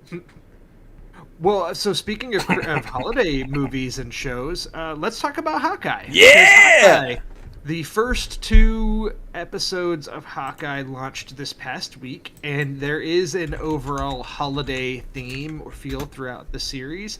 And so, what did y'all think of the first 2 episodes of Hawkeye? I've seen some mixed reactions to it, but I want to know what y'all think. So normally I just get a graphic or whatever, but I pulled up IMDb for the backdrop. It has an 8.9 apparently, so that's crazy. Okay. I didn't know that, but yeah, I liked it. I don't know. I like everything Marvel does. I'm a simp, so it's hard to take my opinion seriously about this kind of stuff. But Hawkeye, I like. Kate Bishop is really cool. I like her character, and she's a good actress. I think she's a good actress. And then some of the stories funny. I do like that they talk about the tracksuit mafia. It's kind of funny. The part with the bell tower I thought was really stupid. Yep. But I guess like it wasn't like a functioning bell tower or something. I think that's what was wrong. I like the whole backstory with her during the Battle of New York, seeing Hawkeye jump off the building. I thought it was cool. And, but obviously, she has a dead dad. It's like, okay, good job, Marvel. Way to be original. But I like it. I enjoyed it a lot. The first 2 episodes are really fun. And I like her character. I think it's going to be a good series. And I look forward to her being in the Young Avengers. She's a rich girl, and she's an entitled girl, and she is disrespectful, and she breaks shit, and I do not like her. The actress is fine. I don't like Kate Bishop. It's nothing against the actress. I think Kate Bishop is a shitty fucking entitled brat character, and I don't need to see another rich white girl going around fucking shit up to become a superhero. And I think that Jeremy Renner is the least exciting Avenger of them all, and he's just as boring in Hawkeye as he ever was as Hawkeye. Disagree. I like him a lot in it. I like him a lot in it. Family man persona. Love it. No, overall, I'm more with Jahan. I really liked the first 2 episodes. I liked the overall feel. I love Haley Steinfeld as an actress, so maybe I'm biased into liking Kate Bishop more because of that. She does have the rich girl thing going for her, but I did not find her to be all that entitled. I didn't find her to be intolerable. She does have the wealth to lean on, so I think that's fair. And especially the bell tower thing is probably the most egregious of that because there's pretty much no repercussions for that. You would be in big trouble. But I overall liked it. I thought it was fun. I thought the episodes flowed well. I thought the action looks pretty decent for the stuff that we're seeing, and I like Jeremy Renner in it as being the kind of feeling a little bit older from 10 years ago when he was in Avengers movies and reflecting the show. I think that's well done.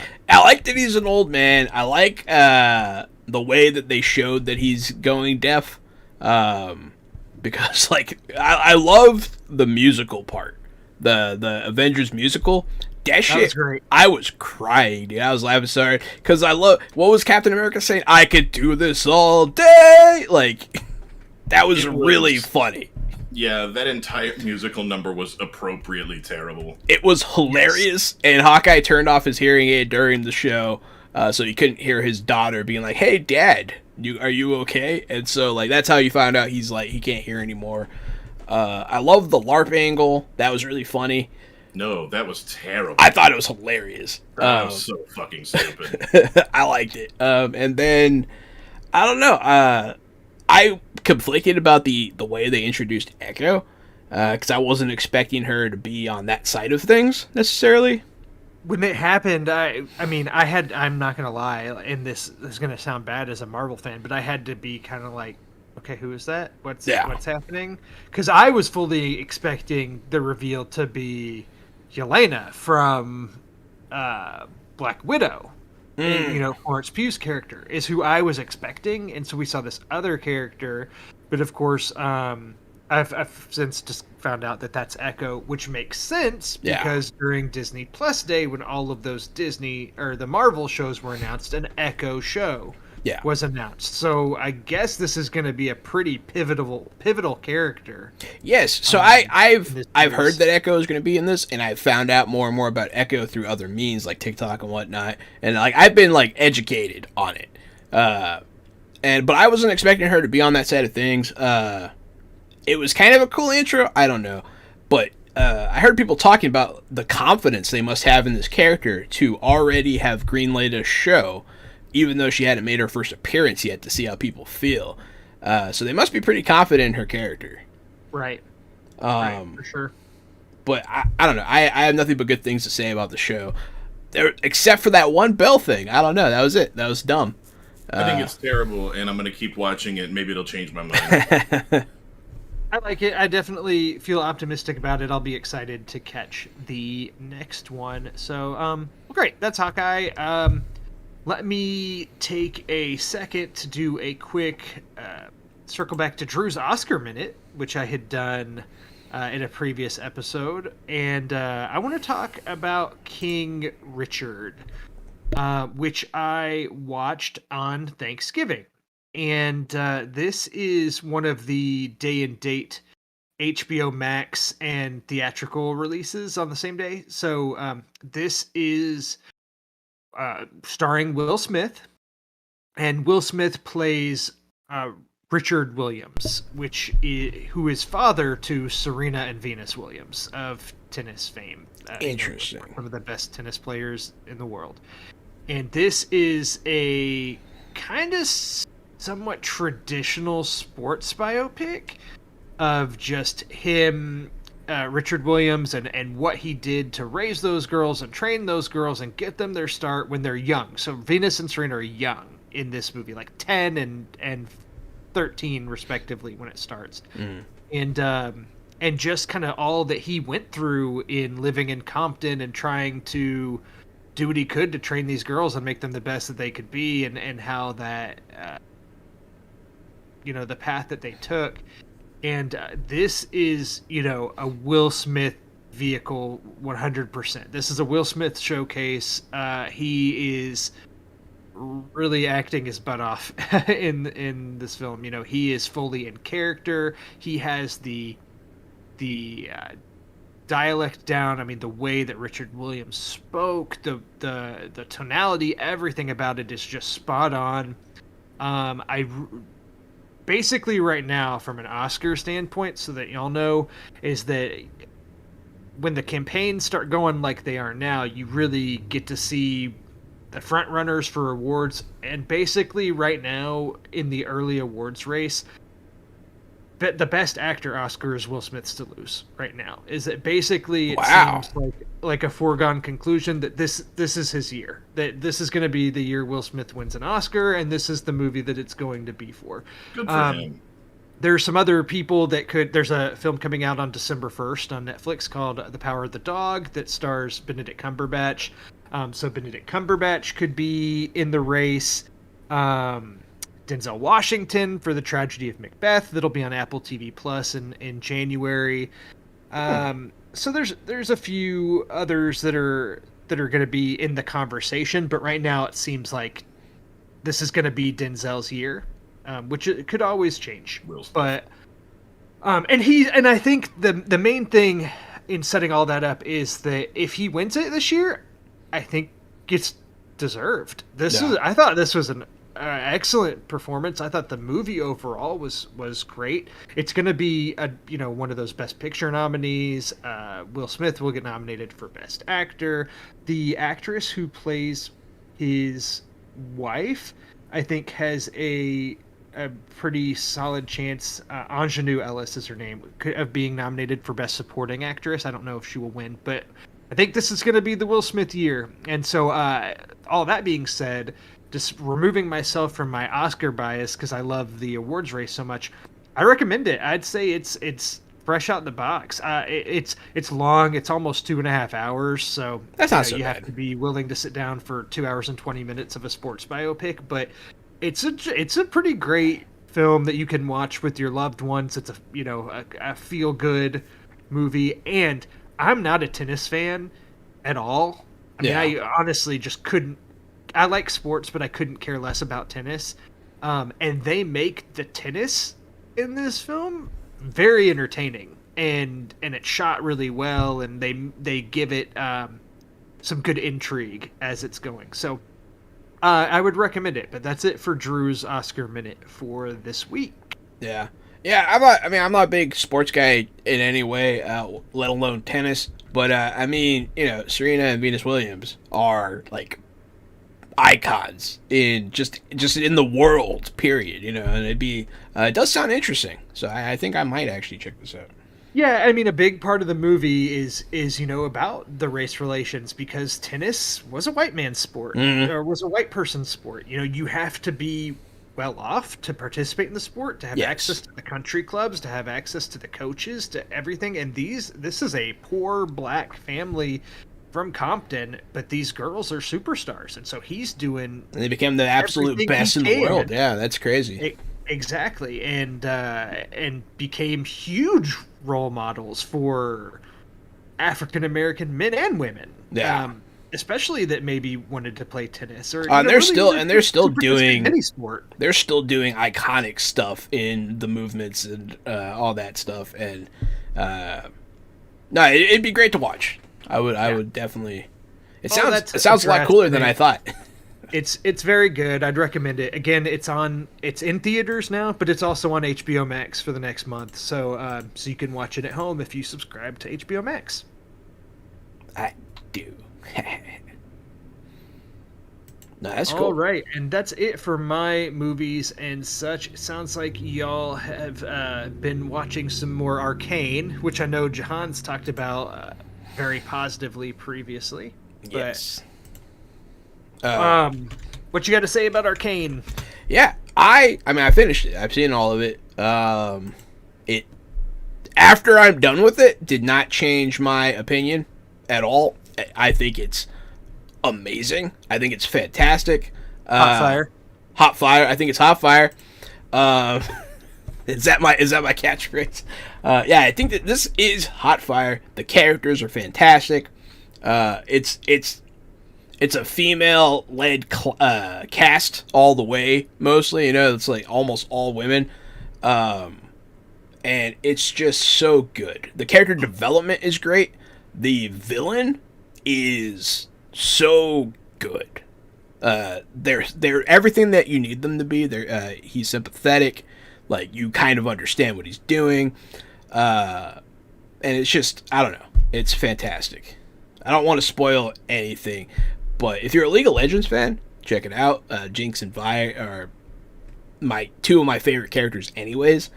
And then if you just like fantasy, this is an excellent fantasy show.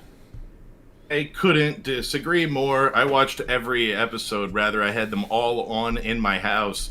Yeah. And boy, was it hard to just get engaged or get involved. I was very bored all the time. And the coolest fights of the show certainly happen at the end. The show is a lot more talking and a lot less action than I thought it should be. I'll watch season 2, but I hope that they do anything different with their story. I was just so fucking bored. But I did go back and play League of Legends because it got me wanting to play League again. So if that's what they wanted, if they wanted to get people a rebirth for their game and a rebirth for their lore, then they did breathe fresh life into their IP for sure. And I will watch more Arcane. That being said, it didn't get a thumbs up from me or a thumbs down. I'm pretty indifferent on it. I 100% certify it fresh out the box for me. And yeah, if you do, I have to watch it so I can be the tiebreaker here. I probably won't watch just it. FYI. But anyways, the League of Legends angle though, there's an event right now. We were talking about free games and events earlier. If you go play game. I think you just have to win. You have to play 3 games, win 1. And then you unlock 3 skins of these characters from the show. So you get a Vi skin, a Caitlyn skin, and a Jay skin. All of them are the Arcane set skins from the show. And there's nothing to it. It's easy to do. And then you just go claim them in your loot. So, bravo. But no, I thought the show was fantastic. And some of the coolest fight scenes I have ever seen are in this show. I really like there's one where Vi is one-on-oneing with the main bad guy's right-hand woman, and they're both so badass. They're like the best fighters in the whole city, and they go at it hard, and it's crazy. I loved it.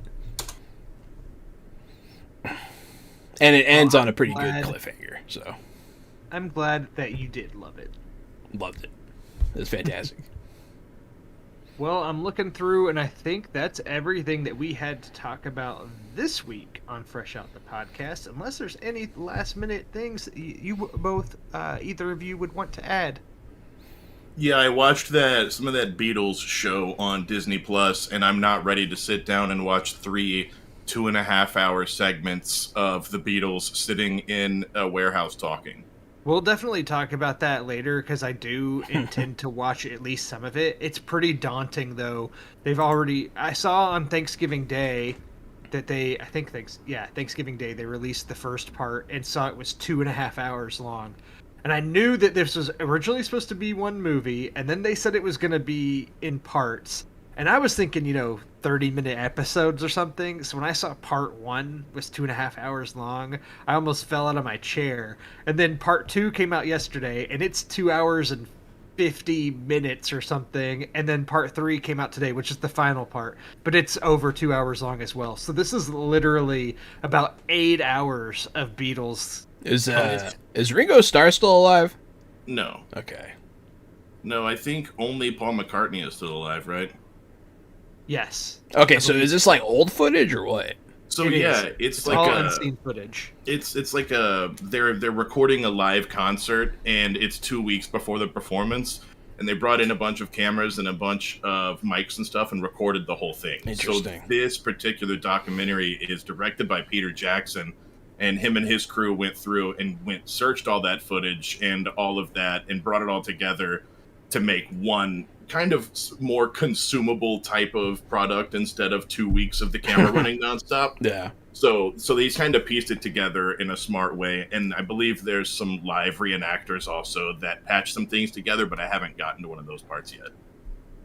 Yeah, well, but it's 2 hours. It's an interesting format. It's just 2 3.5 hour. Well, that's because of Peter Jackson. That's what Peter Jackson did. That's the most daunting thing. It's kind of boring, but if you love the Beatles, I bet you'll really like it. Yeah, I've heard some of the critics and such that I follow some of them are saying this thing's amazing. So maybe you just have to really dig into it, or you just have to be a really big Beatles fan. So I'll definitely check it out, and we'll check back in about that. So hit us with the hashtag I am the Eggman on Twitter when you get a chance if you're listening. But that's all I had. Well, that's it. That's it for this week. Yeah. Episode 21. Gosh, 21 Wow. of Fresh Out the Podcast. How about that? 21. Our podcast is if you go by numbered episodes, it's of legal drinking age. Is that a thing? I suppose so. But no, Yeah. also. No, it's not. But this has been episode 21 of Fresh Out the Podcast. Thank you for listening. Where can everybody find you guys? Hey, I'm Johananon. I'm at RockFact on Twitter, and you can follow us at Fresh Out the Box. Also on Twitter, Fresh_Out_the_Box. Twitch.tv/Johananon if you want to watch our TTRPG and board game content. And also our YouTube, you can look at Fresh Out the Box for YouTube as well. Casualty CDG, and you can find me at Casualty CDG. Soon, Jahan and I will be looking at new games to play, probably superhero type games. We'll be going through and comparing superhero tabletop role-playing games in sort of a battle royale, if you will, to decide who will take our spot soon on the channel. So if you're interested in that, tune in on Thursdays upcoming and see what rules compare to other systems. I know it could be boring for some people, but we love going through tabletop books and comparing rules and systems and settings. So if that's up your alley, catch us Thursdays on Fresh Out the Box. I'm Drew Munhausen, and you can find me at Drew Munhausen on Twitter.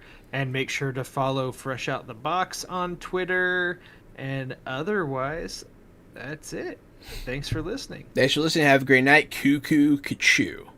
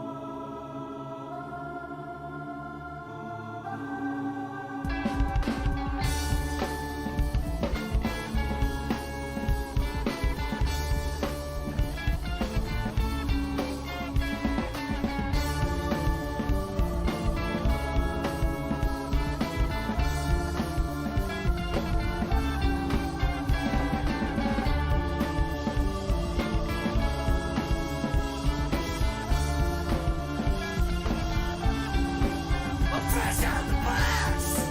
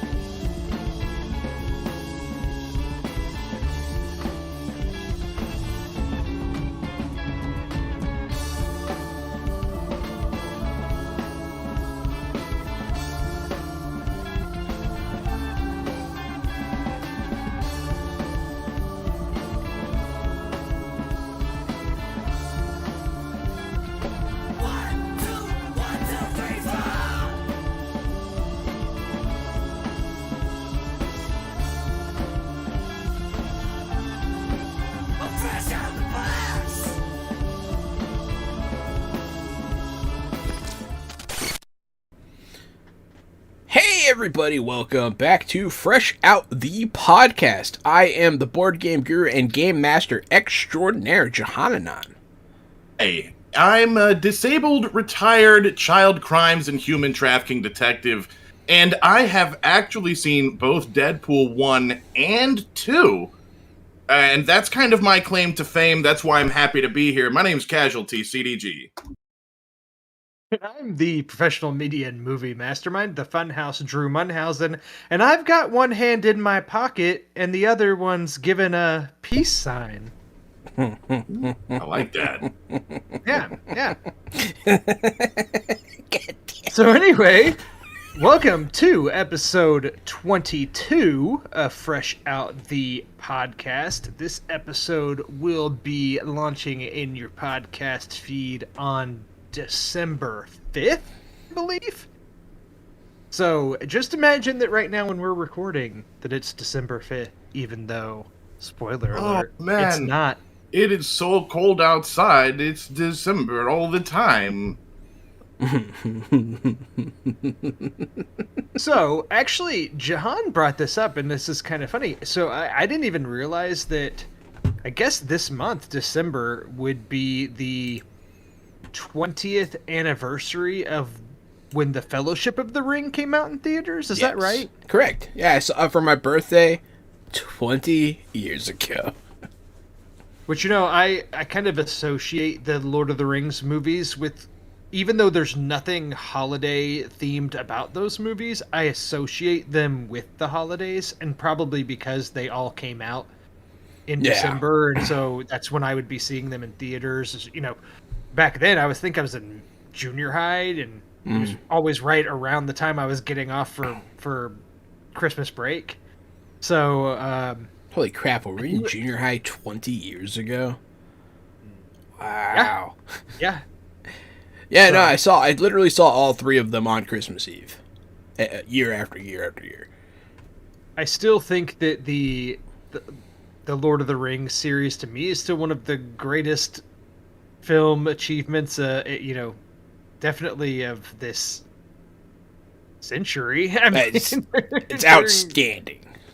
And they hold up really well.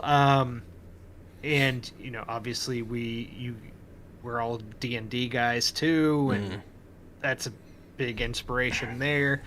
But I think one of the things that's interesting is Lord of the Rings still has relevance. We know that there's a Lord of the Rings series that'll be coming out on Amazon sometime next year, eventually. Most expensive television show ever produced. Yes. And then, of course, I think that there's some.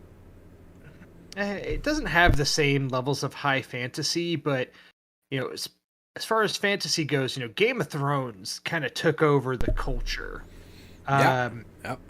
In the pretty much throughout all the 2010s, and ever since Game of Thrones ended a couple of years ago, it seems like there's been this constant hunt from all the streaming services, the network TVs, everybody premium cable channels, to what is the next Game of Thrones. Gary raised his hand to. So I've got a really interesting thing to add to your list it's a new form of media, and that is just live streamers, Twitch, because even in the form of media now you have Critical Role, where people were hungering for where they could get their fix of fantasy, and with Game of Thrones coming to an end and Critical Role having such great timing, it is on the map, and they are developing their show. And I think that their show is going to be a huge fantasy hit, especially with all the fans they already have. Yeah, what's it called? Vox Machina or something like that? Yes, and it's going to be an animated show. It's not live action, so maybe it shouldn't be in the conversation with Lord of the Rings because it's not going to be the next Lord of the Rings. But I do think that is going to be a huge fantasy slam dunk for our culture, I guess, for our movie culture, for our nerd culture. Because of the way my brain works, I tend not to put such hard lines between live action and animation because I hold them both in such high esteem. So that's just how... I agree, but I don't think I would ever call a cartoon the next Lord of the Rings either. It's fair. But I guess that's what I was going to say is I don't know if if something like Vox Machina has the potential to take over the culture of everyone, including people that don't normally like high fantasy. Is it something that can take over them like Game of Thrones did? I mean, my wife does not like high fantasy. She does not care about the Lord of the Rings movies. She does not care about elves and goblins and those kinds of things. But she liked Game of Thrones, and I think that there's a lot of people out there that are like that. And so, I guess to kind of generally stereotype, but it really took over. And obviously there's a Game of Thrones spinoff coming out next year. Yeah. I'm sure I'll watch it, but as of now I'm not amped for it, or I really couldn't care less about it at this point, but I'm sure I'll watch it when it comes out.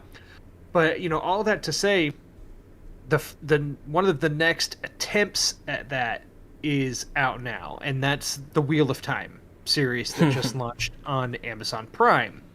And you can tell that Amazon dumped a lot of money into this series. They're saying they want it to go for 8 seasons.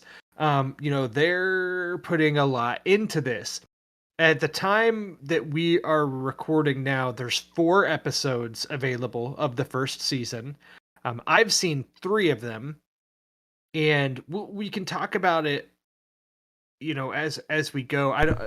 We don't have to talk specifically about Wheel of Time yet, but I guess my question to both of you is, Game of Thrones, I think, just came at a perfect time where, we didn't have all the premium Netflix shows like we have now. We didn't have all of these streaming shows launching literally every week.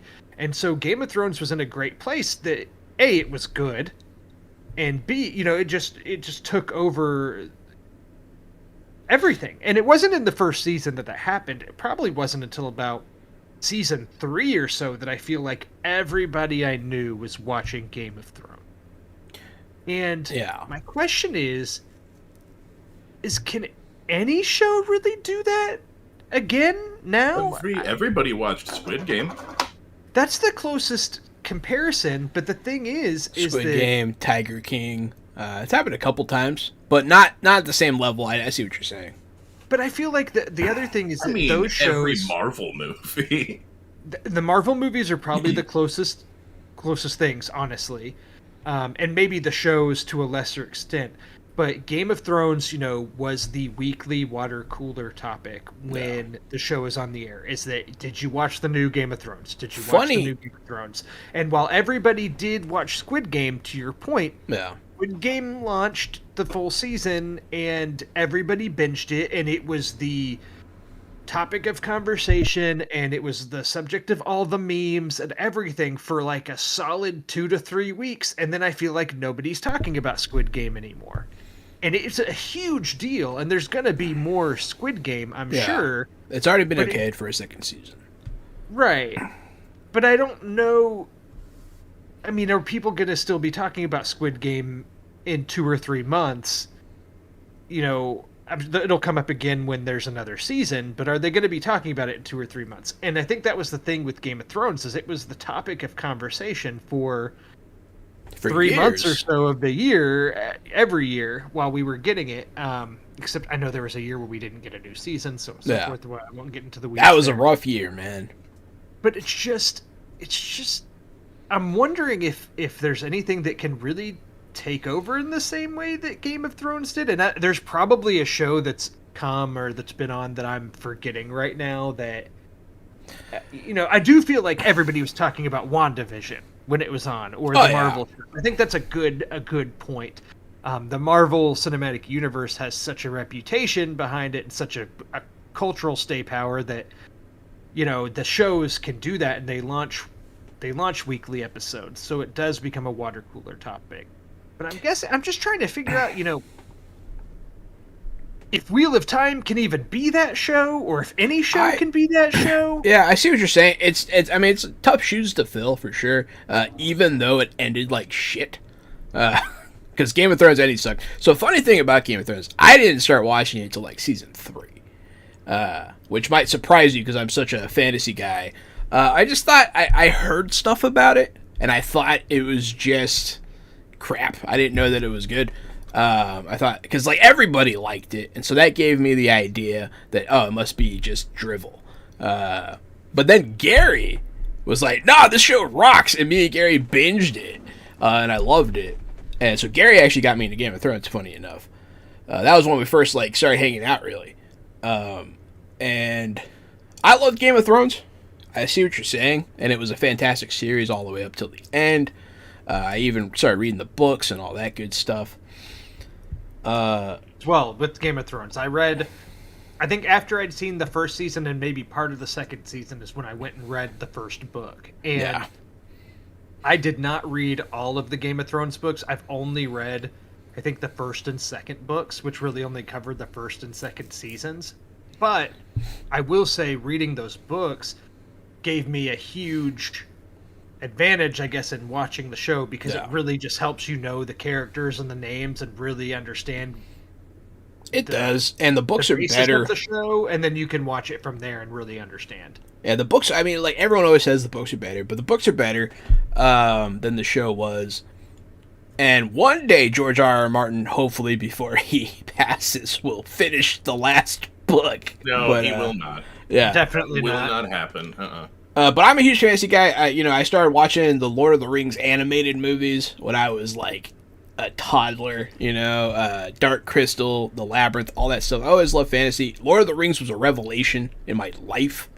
I'm still a huge fan. I've seen all of those movies, and I'm not saying you have to do this to be a fan.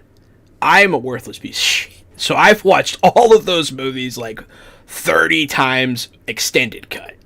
And I watched all the features behind the scenes. I honestly don't feel like Game of Thrones became Lord of the Rings. You know what I mean? And so I think that it did either, but it's just, I think it all kind of fits in the same genre. I think it definitely became Lord of the Rings without a doubt. I think your nostalgia is clouding your opinion because here's why. Mm-hmm. Because I'd like to agree, but here is why I think. Because museums around the United States will tour all that Lord of the Rings stuff the same way they tour all that Game of Thrones stuff. And people will pay and they will go and wait in line to sit down and take a picture in the Throne of Swords. Yeah. It does have that staying power, and it is this huge cultural show, and I do not think that Wheel of Time is that. Yeah, I think The only thing I'll say to Wheel of Time that's somewhat unfair is, like I said, Jahan didn't start watching Game of Thrones till season 3. I started watching it season 2 and kind of got caught up. So I think it's hard to say. I was watching it episode 1, part 1, day 1, right out the gate. So with Wheel of Time, it's new, so it's kind of hard to predict.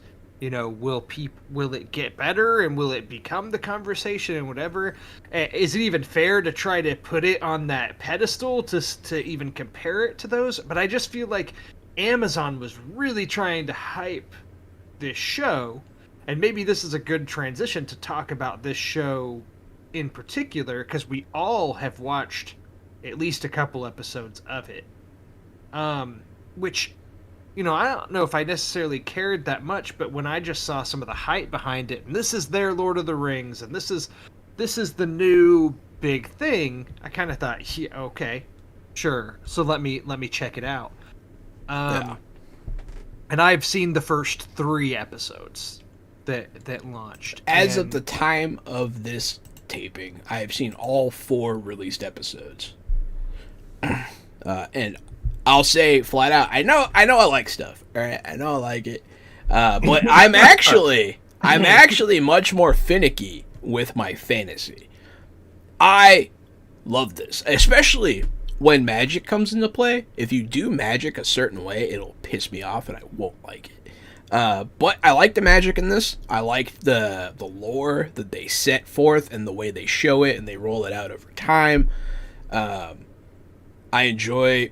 I don't know much about Wheel of Time. It's not a series that I read, but I really like the show. I've been telling everyone to watch it. I love the characters. Like, the cast of characters is really great, although I do think that the one kid, the redhead guy, is a whiny bitch. And I told one of my friends that. He said, no, he's like that in the books, too. That's right on course. I'm like, all right. But I really like... the one who looks like Michael Cera? Gary thinks he looks like Michael Cera. He doesn't, but okay. I can see it. I can see if you really stretch, yeah, sure. And squint really, really hard. Real hard, he looks like Michael Cera. You've got to do a little bit of mental yoga, but he's close. And he's definitely a little bitch. But I like Michael Cera. Jahan will fight you, Michael Cera. I like the entire cast. I like what's her name? Rosamund Pike from Rosamund Doom. She was in the Doom movie. Don't say she's from Doom. If all the things you're gonna credit her with, you're gonna be like, yeah, she's from Doom. No. Yeah, she's from Doom. Should do. No. What would you do? She was Oscar nominated for Gone Girl, which is a fantastic Wrath movie. of the Titans. Johnny English. Stop. You're gonna make me mad. Oh yeah, she was Madame Curie in Radioactive, huh? So Wheel of Time reminds me a lot of Warhammer in that the monsters are super big and they're super strong. They're very dangerous, and I'm pretty familiar with the Warhammer fantasy setting. Jahan and I played Warhammer Fantasy Roleplay 4th edition on our show. That's how we started. And I've been playing. And here's what I think. Lord of the Rings. They have board games. They have miniatures. They have video games. They've got a show. They've got books. They've got cartoons. And Warhammer has all of those same things, except Warhammer doesn't have a huge movie yet. And they don't have a huge show yet. Warhammer would be an awesome show. Wheel of Time feels a lot like Warhammer, where that magic is draining and the monsters are brutal and the setting is not quite Renaissance, but it's still on that tail end of medieval. And the woods are dangerous. It's hard to get from town to town. All of that's Warhammer stuff. And so I like Wheel of Time because, to me, I'm finally being able to watch a Warhammer TV show. But I think that if Warhammer gets that cash money to ever make a show or make a movie, that's the kind of franchise that could really unsettle somebody. Let's go throw a script at him. I'm down. I mean, we literally have a script already. We played an entire season. That's true. I like Wheel of Time so far. So to your point, Gary, you said you liked it, and I do too. I do feel like we talked a little bit about Lord of the Rings. I love Lord of the Rings in general.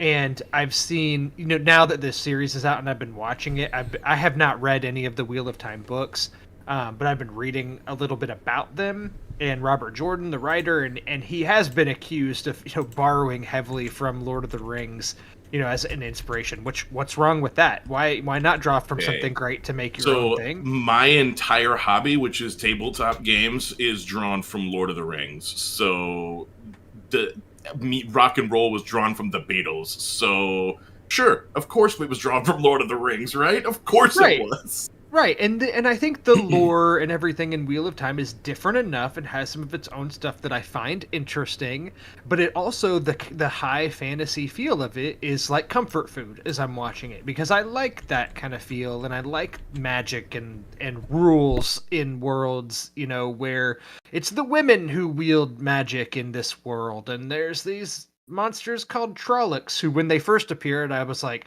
oh yeah, minotaurs. And then I looked at them, I was like, oh no, werewolves. And then they opened their mouths and I said, oh, it's Predator. And so they kind of like... and kind of like a pig man. In Warhammer, they're just called beastmen. And beastmen will just like raid a village just like that. They'll come in, burn it down, and kill everybody and eat everybody, and that's it. And so being able to see that whole army of, it's not orcs, that's an army of beasts. Bro, I know exactly what that is. They were so brutal, and it was went what they're called in the show. Yeah, those are beastmen. I know exactly what they are. They cranked it. It went like the show was cool. You're learning about the thing, and then they cranked it up to 12, and it was like holy. So like, it was so cool. I had it on because you guys kept talking about it. Everyone's talking about Wheel of Time, right? All my friends, anyways, we're all a bunch of fat nerds. So I had it on, and like I'm eating dinner, and I'm fucking off on my phone, and like blah blah blah blah blah. Don't care. Like my head's down for 20 minutes, and then all of a sudden, the fucking Beastmen show up, and I was like, "Excuse me, hold on now," and then rewinded like 10 minutes and was like, "Yeah, okay, I'm paying attention now. Like I'm all in on this show." I didn't know where it was going, and it got there, and I'm on board. Yeah, I had a similar experience because I'm, watching all the exposition and trying to learn these characters. I'm like, I don't understand the names that they're saying. Like, how am I supposed to know who these characters are if I can't even say their names or realize what it is? You've got to wonder how much stock to put into remembering like all these character names. In episode 1, you're like, is this show even worth remembering these people's names yet? To your point, I couldn't tell you a single person's name from the show.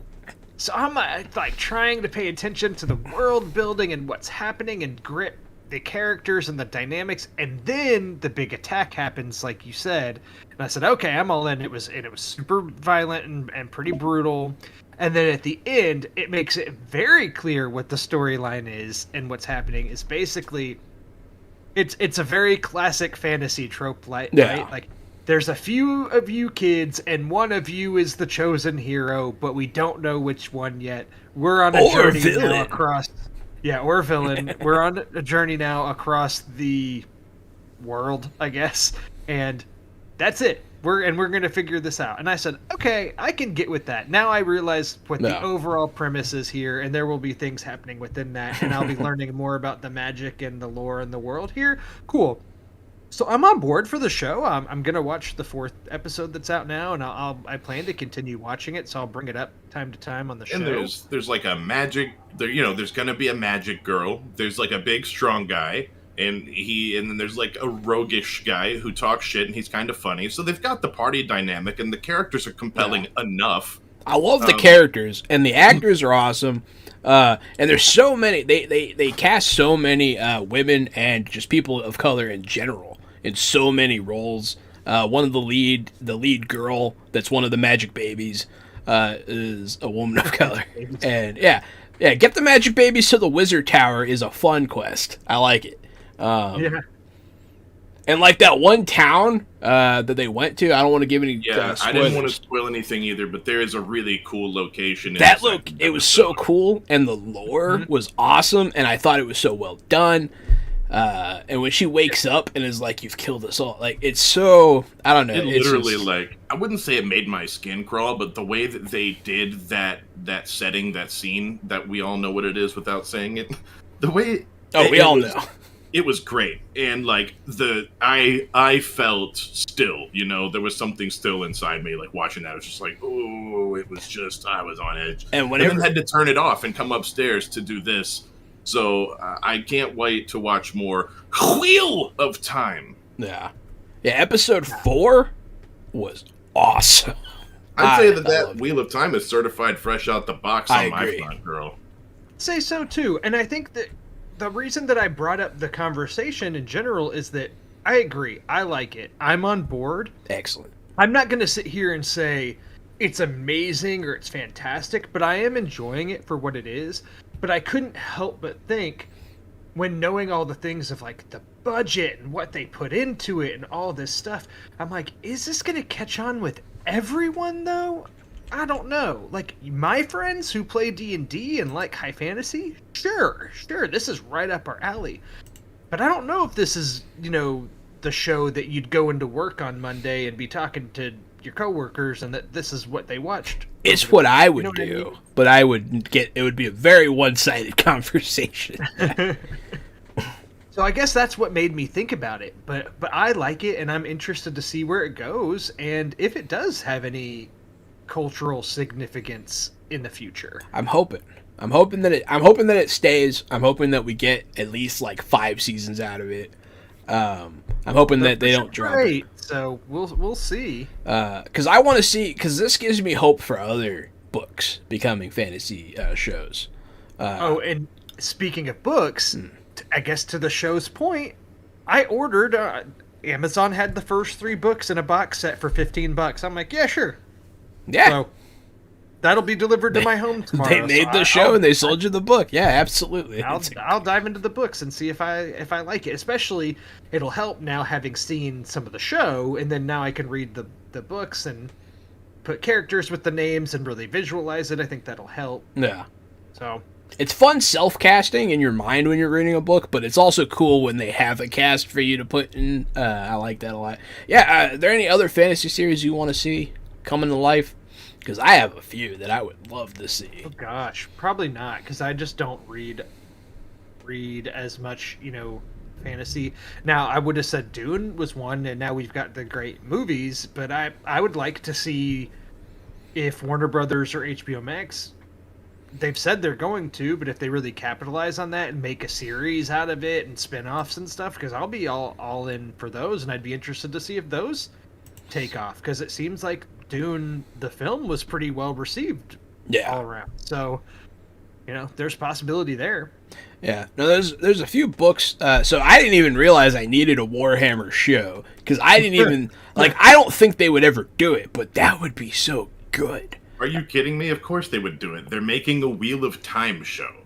Yeah, I mean, that's fair, but, Warhammer has this, what do you call it? Reputation. I don't know. But yeah, you can watch Ratman get run over by a steam tank in the Warhammer show. So that would be good TV. But I would love to see a Broken Earth show. It's written by N.K. Jemisin, and she does fantastic work. And they have very interesting lore. It's all very original and super cool. I love to see that. And also, I think I would like to see a King Killer Chronicle show by Patrick Rothfuss. I've heard of that series. The first book is hot fire. The second book is a horny teenager nightmare that's just come on. I don't know if I want to. It's almost porn. And the third book, God knows when we're going to get the third book. But the first book is a masterpiece. And yeah, I would love to see all of those come to life, I think. You know what Wheel of Time what folder it goes in my head? I've just realized. It goes in the same quality folder as Umbrella Academy, in that I like it. Interesting. But it's not great, and I'll watch it every time a new season comes out. But it's not great. And at least in Umbrella Academy, I know all the characters' names. I do think Wheel of Time has potential to be great. Maybe that's. I mean, I don't know. I think it could get to a hell of a special place. I like really do. Umbrella Academy. I like also the do. characters. I like the show. I think it's compelling, and I think Wheel of Time is probably all of those things too. But I don't know if it's ever going to be great. I found out. So you know that show's written by The My Chemical Romance. My Chemical Romance guy, right? I found out the other day that apparently him and Joe Rogan are cousins. Yeah, they didn't even know. They didn't know. They found out recently. It's funny. Yeah, they actually haven't met either, I don't think. Yeah, they haven't met last time I heard. I just thought that was funny. I found that out like yesterday. I think the My Kim guy is in no hurry to meet Joe Rogan. Couldn't imagine. I couldn't imagine. The other thing I'll say about Wheel of Time, because I've mentioned the budget a few times, I'll say this: watching it, the setting and the locations and stuff are gorgeous. Like, it does look great. It does. And even some of the special effects look generally pretty good. There are a few times the CG looks kind of campy, TV budget-esque, but for the most part it looks good, and especially the Trollocs, like we talked about, the Beastmen. Mm-hmm. When it's practical effects with those, they look awesome They too. look great. So I was They're gonna actually say- scary. You're right. They look cheesy whenever they use the Trollocs and they use the CG at the same time. Like, they'll use CG to make the Trollocs all running at the same time, like across a field, and then it looks pretty cheesy. But whenever it's just on one or two of them and they're using the practical effects, they look really cool. Yeah. But the makeup is great, and I have to imagine that getting 20 guys in makeup like that is next to impossible. It's So I understand. time consuming and Yeah, I expensive. understand why Because they're it's not using like you can do it one at a time. Hey, Well, that's you like could, 8 but hours you in the would chair. You'd have shit makeup if you did that. Yeah. They're doing high quality makeup work like Weta Workshop did with Lord of the Rings. That's, I think, Yes. where a lot of the comparison comes for me. Like, I don't know if I would say I don't know if I would say Lord of the Rings at all if it wouldn't be for how good the monsters look. If the show had a different monster or they didn't use practical effects, I don't think we would have ever been talking about Lord of the Rings right now. The practical effects and the miniatures and then the makeup and the orcs and the goblins and the Uruk-hai. So and many Lord of the Rings. things, You're right. yeah. That's why they stand up to the Yeah. test of time right That's now, right. because Practical effects are what do it. they hold up really well. Yeah, I couldn't agree more. Yeah, no, a lot of stuff had to come together for that too. Because I've watched, like I said, a lot of the behind the scenes. All of the orcs and Uruks, you know how they walk weird and they're like crouched and stuff. All those guys are like black belts. They're like stunt people. They're super well trained, and so they have that quality of movement, the way they move around. They had to get specialist people, and then when they were getting the Rohirrim, all the people on the horses, they put out a call to like New Zealanders. And all these people showed up with their personal horses. And, like, it was just this cool experience. So, I don't know. I love Lord of the Rings. And of course, that's kind of like the thing looming over us all now too, is all the Lord of the Rings comparisons on the Wheel of Time. And Wheel of Time is on Amazon, which ironically enough will be the home of the Lord of the Rings series that comes out next year. Which is, I love this because it means we're going to be able to watch Wheel of Time, Lord of the Rings, Wheel of Time, Lord of the Rings, and we're going to have a fantasy show fantastic. for our off season, and I'm looking forward to that. And you know what? Now that you mention it, you're exactly right. Which is probably Amazon's plan, because honestly, before I've watched some Amazon movies, and I'll dabble in there, but I don't think I've really watched many Amazon original series before. Wheel of Time is one of the first for me personally. Yeah. So I between watched Wheel of The Time Expanse because Yeah. we played The Expanse, so I would watch that series before we played the tabletop game, just to kind of get my mind in the headspace. I'd put it on a few hours early and get into the ship. Yeah, I watched all the Expanse and I love it. And the final season is coming out next month, and I'm sure we'll talk about it then. So there you go. So between Wheel of Time and The Expanse, and then the Lord of the Rings series next year, there could be a lot more going on with Amazon Prime. So maybe they're making some chess moves, and really getting into the fantasy and sci-fi realm. And I'm here for it. I do think at the end of the day, with the conversation we've talked about with fantasy, is that maybe Lord of the Rings is the next show to basically continue its own legacy and I take have over the Game of Thrones nothing role. but faith in the Lord of the Rings show.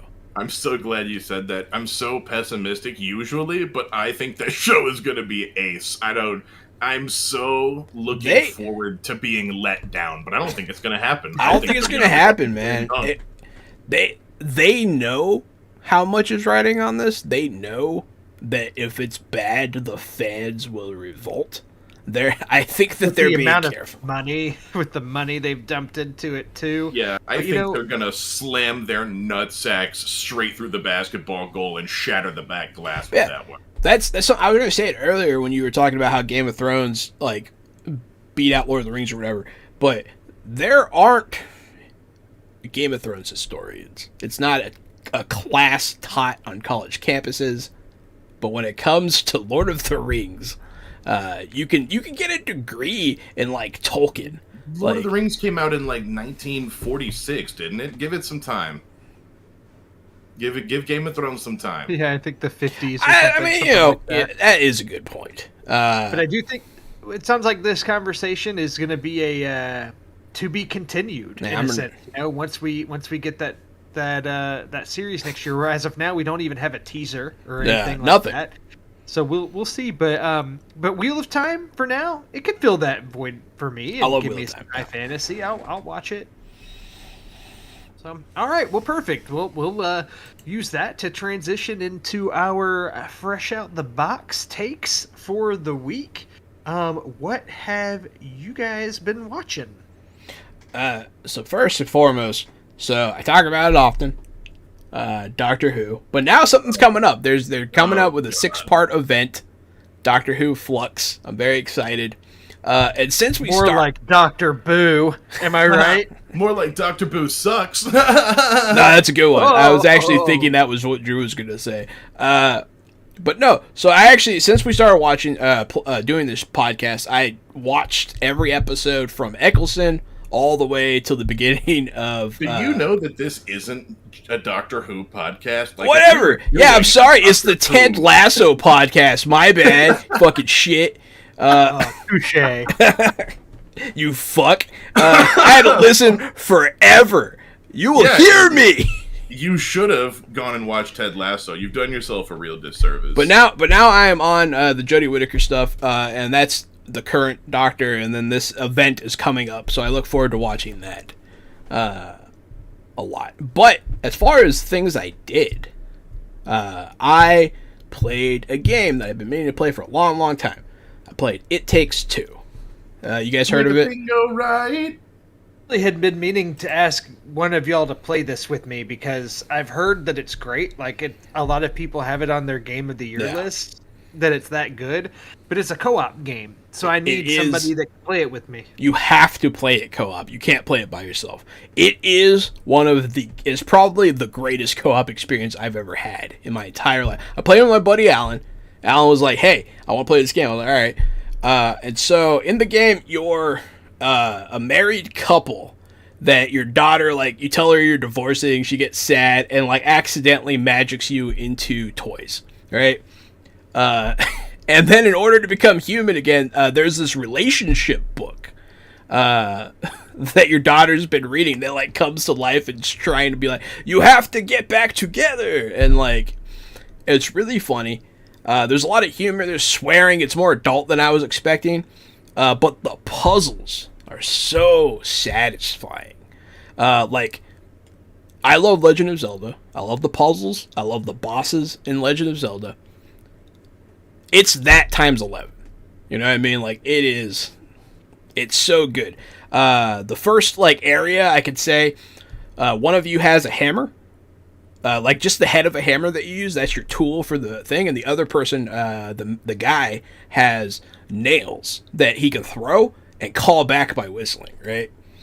And so the woman has to, like, hit things and knock them up, and then you pin them to the wall, you can run across. And then the boss battle of that zone is so good. You have to, like, pin his arm to the wall, and then the other person has to run across. It's just fantastic. Every single thing you do is in tandem. Like, all of it. You can't do anything by yourself. You have to work together. And if you have bad teamwork, you're not going to get anywhere. And every single zone has a completely new set of tools. You both have a different thing. The second one is a goo gun and a match sniper rifle. And then you have a belt that makes you grow and anti-gravity boots and so on and so forth. And at some points, yeah. Is it, if you're playing it online with somebody, is it still split screen where you see their stuff? You cannot turn off the split screen. It's not possible. So it's like that other game that came out called A Way Out. Same Company. Same company. In fact, at one point, Alan found these two action figures in a room. He was like, "Who the hell are these guys?" And he was like messing with them, and it's the guys from that game. And it was they do put it in there, but no, it's probably the greatest co-op game I've ever played. We just played a boat level, where like you have to like steer by using like opposite paddles, and so like you have to work together. If you start arguing, you're dead. And it's so fun. I'm not done with it yet. Me and Alan are still playing it and having so much fun, laughing a lot, and just being like, after every puzzle or boss, we're like, this is the greatest game ever. And so you have to. I suggest you and Gary play it together, man. You guys are gonna love it. I'll have to try it out. This seems like it's up my alley. It's so good, Drew. It really might be one of my new favorite games. It's just you can't play it by yourself. You have to have a friend. Well, speaking of games, before we get into what we've watched, I do have a new game that I've been dabbling in. I'm not too far in, but I'll just give some initial impressions. I've been playing. I picked this up during Xbox's Black Friday sale. But I picked up Marvel's Guardians of the Galaxy, the video game. So this is from I believe it's Eidos Montreal and Square Enix. I think it's the same folks that did the Marvel's Avengers game that Gary and I had raved about a few weeks ago. But anyway, I've been playing this. I was hesitant because I thought that when they revealed this game that it was kind of a missed opportunity because you play as Star-Lord and you don't get to play as any of the other Guardians, and I thought that seemed like common sense, right? If you're making a Guardians team-based game, wouldn't you get to play as all of them? Yeah. But I've been playing it a little bit, and the way that you do still command the other Guardians and use them to your advantage, I think kind of fills that void when you're playing the game. And I've actually been really enjoying it. It tells an original story. It looks great. The production design in the game's really good. The voice acting and the characters are just different enough from the movies to give it some kind of original style, but they do draw from the movies a little bit. But it's an original story, and it's very fun. The action's good. As Star-Lord, you can hover around and shoot things with your guns, and they have a cooldown, and then you can use different elements with the guns that I'm just now learning. And there's perks, and there's a ton of skins for the characters that you can use, and unlocks and collectibles and fun things for me to find. That of course, me as being someone who's a collectible enthusiast in games, I really enjoy that. But I've been digging it. I'm only on chapter 3 of the game right now, so I'm very early, but I like it. I'll talk about it more in the future. But oh, definitely. I look forward to hearing, because so at first I was like, oh cool, Guardians of the Galaxy. Then I was like, oh, you can only play Star-Lord. That sucks. But I hear good things, and I've been looking at gameplay, and it looks fun. And I love Marvel. And you're saying you can command the others. You can. So, as an example, because I don't want to dwell on it all too long, but as an example, like when you're in combat, your companions have different abilities. So, like, you can command Groot to use his tree powers to basically trap enemies. So, like, he'll stomp his roots into the ground and hold enemies in place so that you can attack them. Or if you're getting, hit by a big swarm, Rocket, you can command him and he'll use cluster bombs that can hit a bunch of enemies all at once. Whereas Gamora can attack one enemy, but it's almost an insta-kill because she does her assassin abilities that can just do high damage to one. And then Drax is the guy, like, if you have an enemy who has maybe really high health or defense, that he can stagger the enemy for you and let you take it out more. And so you're combining these abilities, and there's more abilities for each of them to unlock. So there's going to be more that they can do I don't even have yet.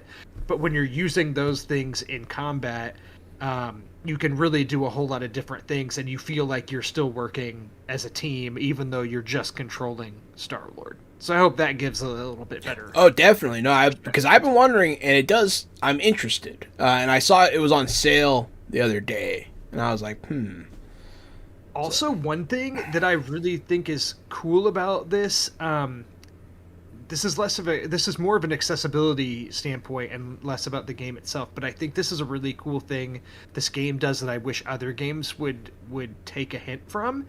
Is, you know how games typically, when you start a new game, you choose, I want to play on normal or hard or easy. Yeah. And sometimes it goes beyond that, and there's very hard or very easy. Well, they have that in Guardians, but there's also custom difficulty. weird. And so when you select custom, so basically when you go to select your difficulty, it has a whole list of things that you can adjust as you like. So it can do your character's damage output, and you can change it to low, medium, high, very high for how much damage you're inflicting and how much damage do you take, and you can put low, medium, high, so on. And you can do, you know, how fast your cooldowns are, how slow they are, That's interesting.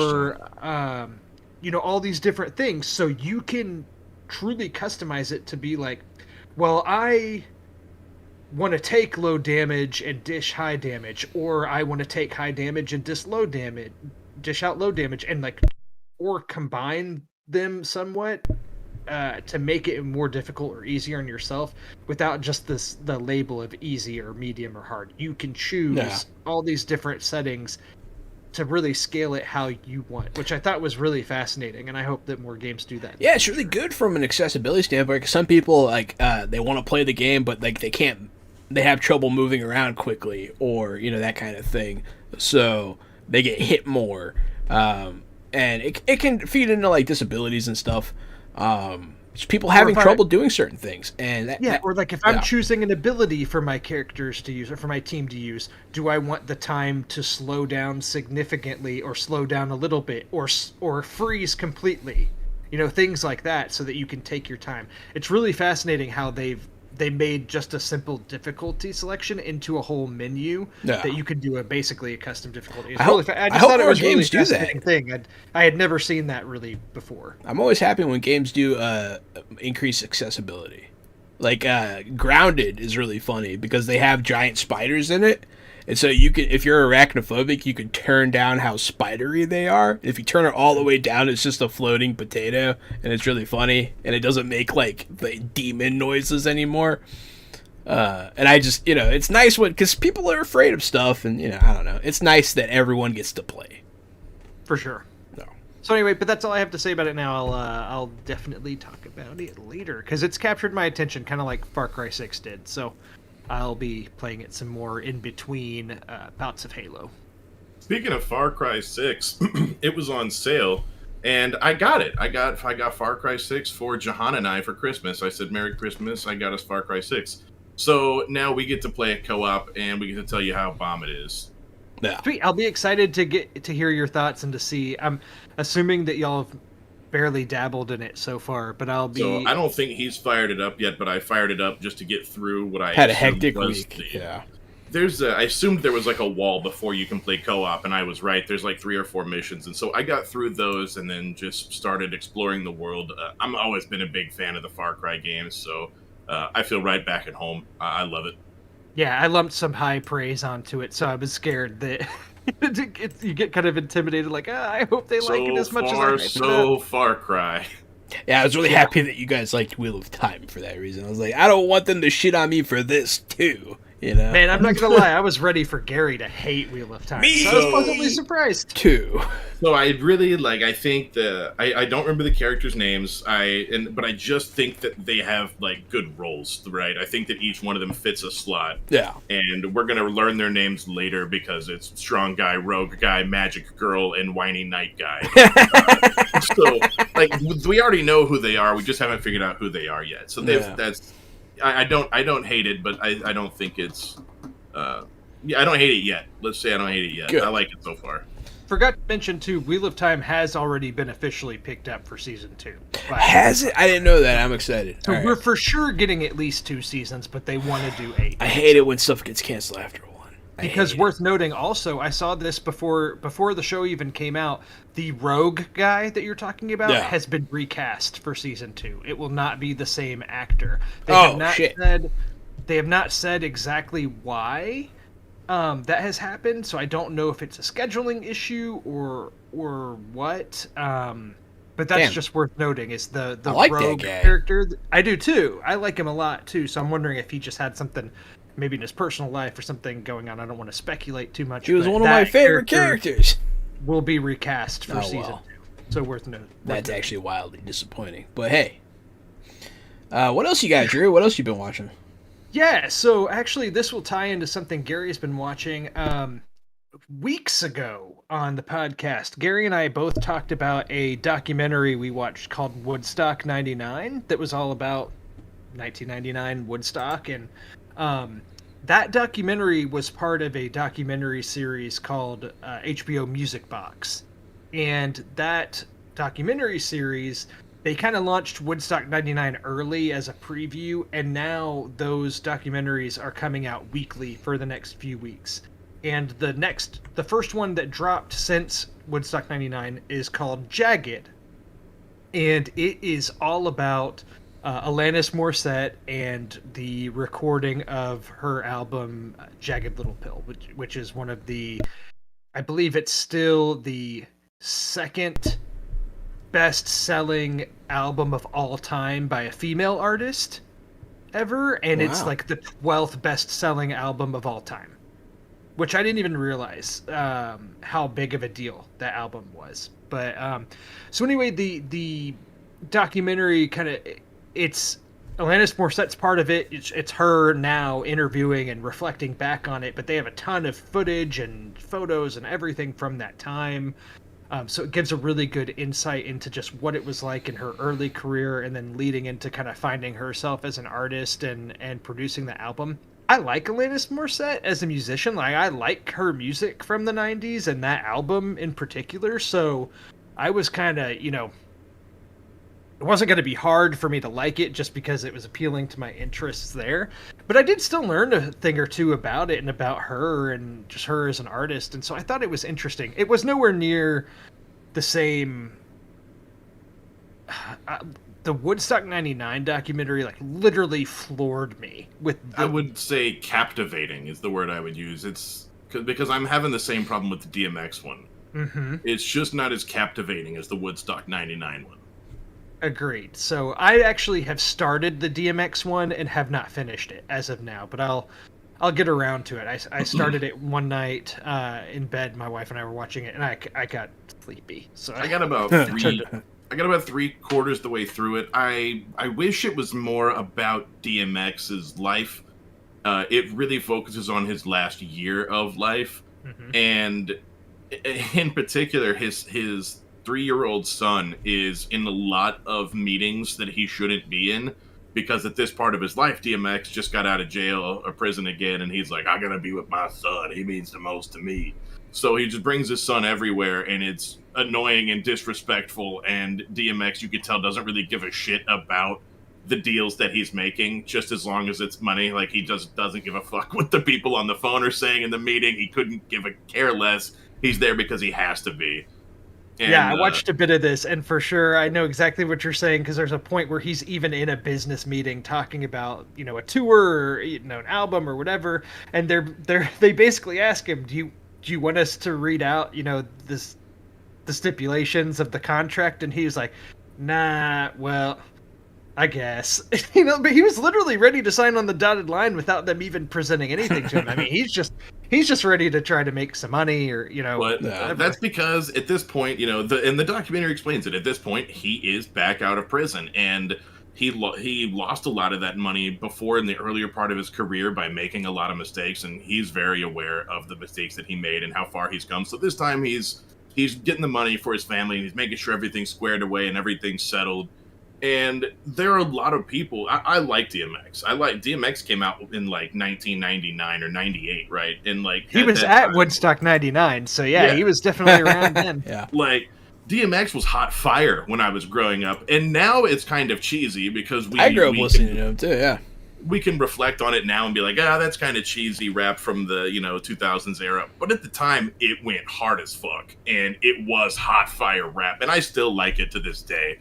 And it means a lot to people in Yonkers and to people on the street. And DMX is just, he shows you that. He walks around on the street and it just talks to people, and everybody knows him. They know his songs. They know his name. They know that he's, the voice of the hood, the voice of the streets. And he represents a whole people in America that are ignored, or, people just don't understand and can't communicate with. And he walks around and he's a fucking celebrity superhero. And, he is to those people. There's a guy who said, I was in prison for 25 years, and if it wasn't for DMX's music, I would have gone crazy or killed myself. And he's like, that music helped me push through. It helped me power through. DMX is a prophet. His words just keep me going. I was like, man, I totally get it. I totally see how his music is so moving and so powerful. There's nothing that you turn on that sounds like DMX except DMX. I liked it. I liked the documentary for what it was, but I just wish it was more about DMX and less about DMX's last year of life. I would really like to have seen. That makes sense. I mean, my understanding was his last year of life wasn't great. That's exactly right. I would have liked more of DMX than less of one focus. Yeah, and I'll have to see how it ends, Gary, because one of the things that, so as we know, DMX passed away in April of this year. So not even 6 or 7 months ago. So obviously they were filming this documentary in 2019, not knowing that he was going to pass away 2 years later. Yeah. Or less than 2 years later. So it's definitely, from the bit of it that I've watched, it's definitely interesting watching it, knowing that I'm assuming they were making this about this kind of him getting out of prison and a little bit of a comeback tour, not knowing that he was going to pass away. Yeah, and so the whole thing takes on a different context. It's kind of crazy now that he's no longer with us, and so it makes it really sad. Yeah, absolutely. And so I don't know if that ties into. There is a kind of a foreword at the beginning where the director speaks a little bit about it, and so I don't know if the end will bring that full circle as well, but that's something I'll have to watch. So sorry, Gary, you've seen more of it, so I don't know if it does or if it's really just about that time. It's I'm sorry, it's just that kind of last part of his life. I just wish it was more DMX. That's all I could say. Fair enough. Yep. And circle back to Jagged, which I was talking about earlier. I do think that it's interesting to see the impact of the Jagged Little Pill album from Alanis Morissette and how she wrote those songs and finding herself as an artist, as I was saying. And if you like that music, I think it's worth watching. They do have members of the band who toured with her and played on that album. The interview, I think one of the things that was really fascinating that I didn't realize is, of course his name's going to escape me now, but her drummer, Dave Grohl's drummer. Yes, exactly. He did that album. Taylor Hawkins. Yes. Hawkins for sure is his last name. I should know, but I don't. But he's in the documentary. He's interviewed throughout and talks about his experience and talks about how after that tour of the Jagged Little Pill tour and doing that album, he knew he needed to do something, and Foo Fighters were like, hey, we need a drummer, and he obviously made a great career move. Yeah. To do that. But he did not wait until after the tour to make that decision, did he? I know that he tells her at the end, like they talk about it, and she was, you know, happy for him, but devastated at the same time. I thought that was a really interesting part of that doc. I haven't seen that doc yet, but I know the story. It's an old rock and roll story, and so from what I understand, her tour wasn't over, and Dave Grohl asked him and was like, "Yeah, but we're gonna need you. Like, you got to come with us." And so Taylor Hawkins just dropped her mid tour and was like, "Sorry, I'm going with the Foo Fighters." When they toured with the Foo Fighters too, is worth noting. Like they would play right after each other, so like Foo Fighters would play in a city, and then Alanis would be the next artist to perform there. So they would often travel with each other and things too. So they got to know each other. So all that. So and there's footage from all of it, which is what made it really fascinating. That's, of course, that's what makes or breaks a documentary like this, is how much access to footage you have, and there's a ton. And also, Alanis Morissette still has storage units full of old merch and tapes and things from that era, and I was amazed to see how these artists keep those things at that time. Yeah, but I mean, you can't stay mad at Dave Grohl. Well, I mean, he's like the nicest guy. Yeah. And also, apparently, speaking of the Foo Fighters, apparently there's a movie coming out. I think it's called Studio 66, where the Foo Fighters star in a horror movie. So that's just because you're talking about it. That's funny. That'll be fucking hilarious. Yeah. Have you seen their music videos, John? Some of them, I think. Yeah. They have some epic music videos along the way. There's one where Jack Black and Dave Grohl meet up at a roadside motel, and they put on ladies' clothes and lipstick, and then like slap fight on the bed. That's a good music video. But they both pull up in like big fucking redneck trucks that have like Confederate flags on the back, and they're jacked up, and they get out like drinking beer and walk in in like, you know, torn up blue jeans and country stuff, trucker hats. So. Yeah, they've got some real winners along the way. They definitely know how to make a joke. I'm guessing that movie will be very funny. Oh yeah. So the next of the Music Box series that comes out, or actually, at the time this will be posting, it'll be out, but it's about Kenny G. And that one actually looks surprisingly good. Okay, here's what I think each one of those has in common, is that each of them each Music Box episode shows how impactful the thing is or was. Mm-hmm. So Woodstock 99, super impactful.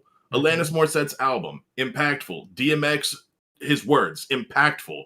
So I think that is what each story has in common, is that it's an impact. How is this character impactful to the people or the situation around them? And so the Kenny G one, I've seen some little preview trailers for it. It actually looks really interesting. It looks really good. I don't care about Kenny G, but the way that these are shot, I'm excited to see how impactful he is. I agree. One thing also worth noting, not to get too much into real life on the podcast, but just having watched the Woodstock 99 documentary within the past couple of months, and then the Astroworld events that just recently happened, Jesus how Christ. that has become the most deadly concert event of all time. Yeah. We watched the Woodstock 99 doc, and I thought, oh my gosh, this could never happen again. I mean, this is horrifying watching this play out, and this could never happen again. And the fact that something potentially worse has now happened in our current year is just horrible. So thoughts go out to all of those people. It's insane. That's why there are rules, man. There are rules, you know, to stop that kind of thing. There's etiquette rules, and then also like that's why singers and like Dave Grohl, I've seen him do it. They get pissed. They stop the music. They're like, stop doing what you're doing, because they don't want people to die, you know. And it's just what a mess. Mm-hmm. What a mess. But to switch to a lighter topic, I know I had mentioned before some of the Chucky Child's Play movies that I was watching. I won't talk about this long, but I did watch one more and watched Bride of Chucky. I don't know if y'all have ever seen that movie. It's hilarious and stupid and ridiculous, and I plan to continue this journey with Chucky that I've now started, and I have to see through to the end. That's pretty much all I have to say about it. That was the year my younger brother was born. Look at that. One other quick thing I will mention that I watched, and it's only because we've talked about it in detail previously. Masters of the Universe Revelations Part 2 dropped recently. And I have not watched all of it, but I have watched the first episode because I did like Part 1, especially with it being 5 episodes that are, all about 20 minutes and change each. I said, "Oh yeah, I'll watch Part 2." So I've watched the first episode of Part 2, and I enjoyed it. So I will continue watching that. I don't know if either of you. I really liked Part 1. I wasn't expecting to like it as much as I did at all. I really enjoyed what they did with a lot of the characters, and I do look forward. I haven't seen this yet. I do look forward to watching this. Kind of snuck up on us, and it seems like, of course, so much stuff launched the week of Thanksgiving, which is why it's impossible to watch everything. But I will plan to dabble in this over the coming weeks and talk about it more in the future. And then I do have another Drew's Oscar minute for everyone that wants to listen to my journey with the awards circuit.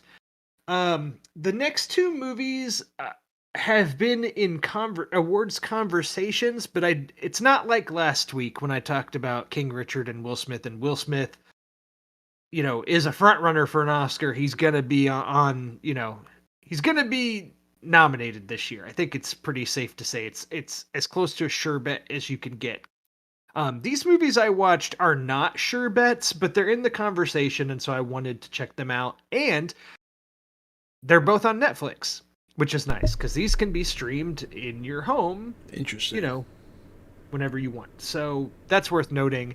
Netflix for the past several years has been making a lot of attempts at Oscar, just Oscar plays, essentially trying to get movies that are nominated.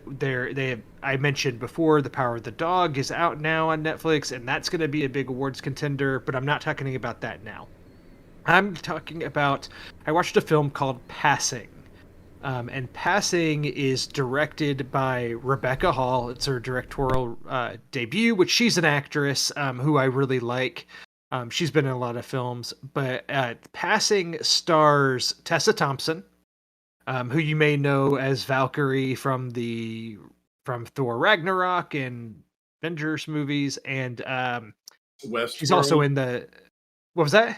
Isn't she in Westworld?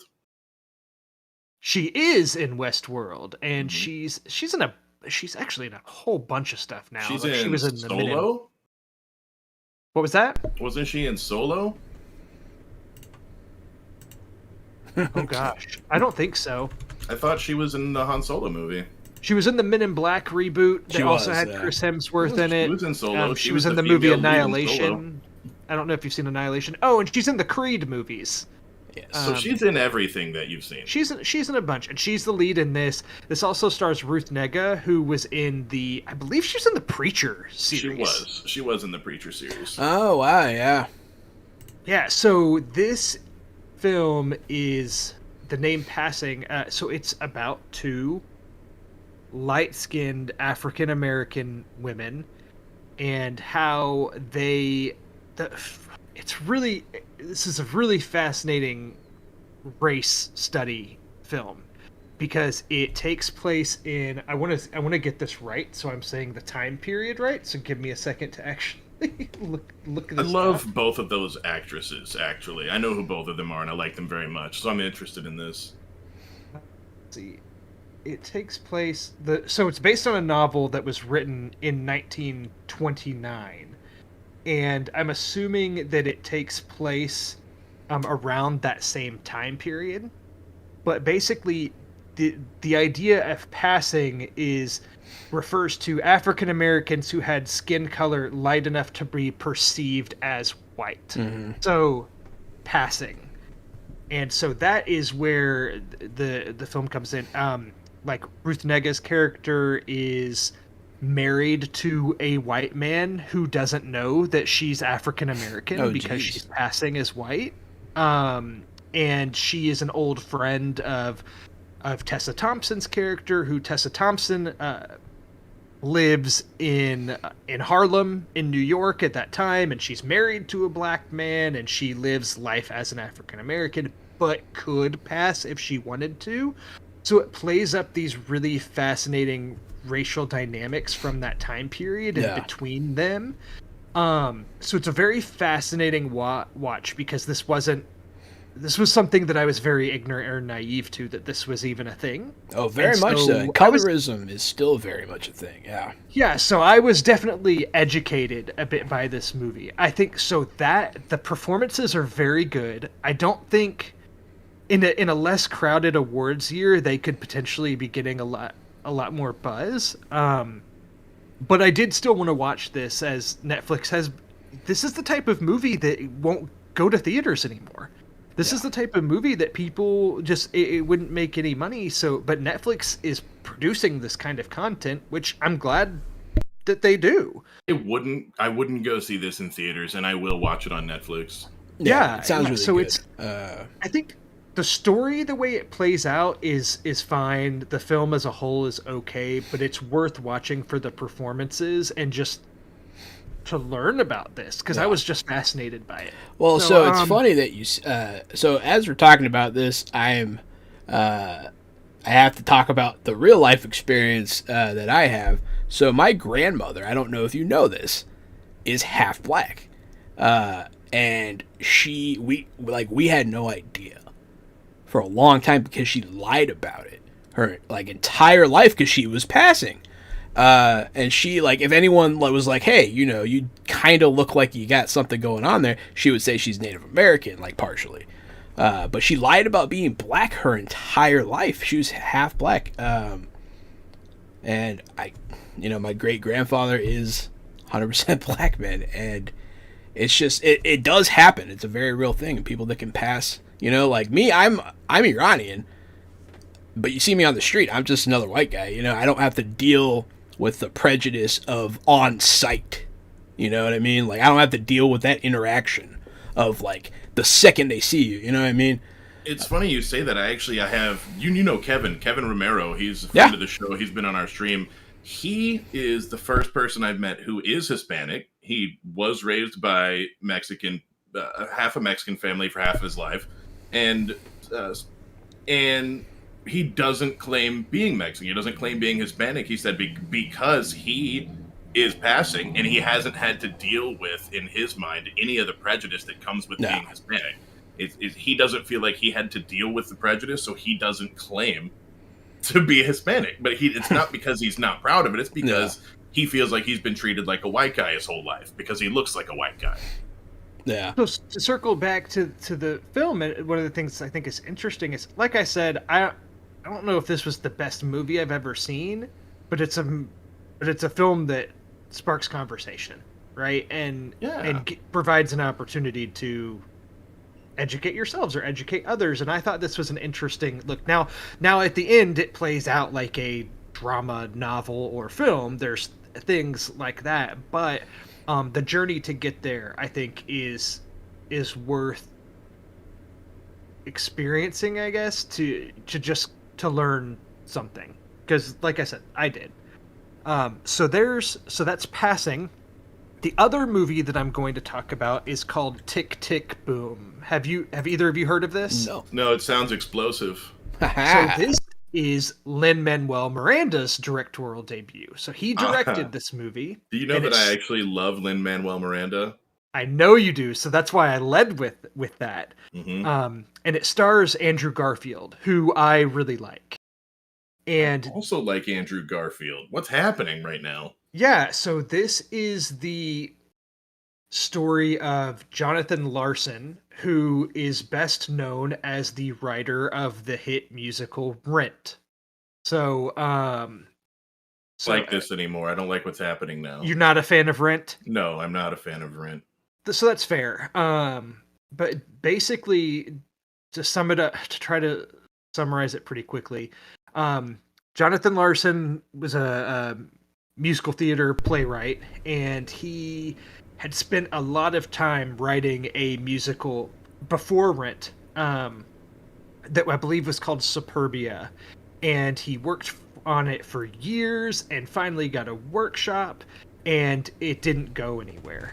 And so after that, he wrote basically a one-man like rock monologue, I think is what he referred to it as, that has become Tick Tick Boom. It's basically a bitter retelling of his experience of basically his life's work at that point not working out, and his experience of being a musical playwright in New York City and being poor and working at a diner and just all the things he was doing to try to make ends meet, to make this musical that didn't take off. And so the story of a starving artist. Exactly. And the themes of Bohemia are very prevalent in this, of, just artists working together and being artists and doing their thing. Yeah, and I could get with that. You can see all the signs of how this led him to eventually write Rent. So, but yeah, so it's just about his experience and everything before writing Rent. Worth noting, Jonathan Larson in real life passed away at the age of 35. And ironically enough, passed away on the night before Rent's first ever performance, or wow. like public performance. Wow, that's crazy.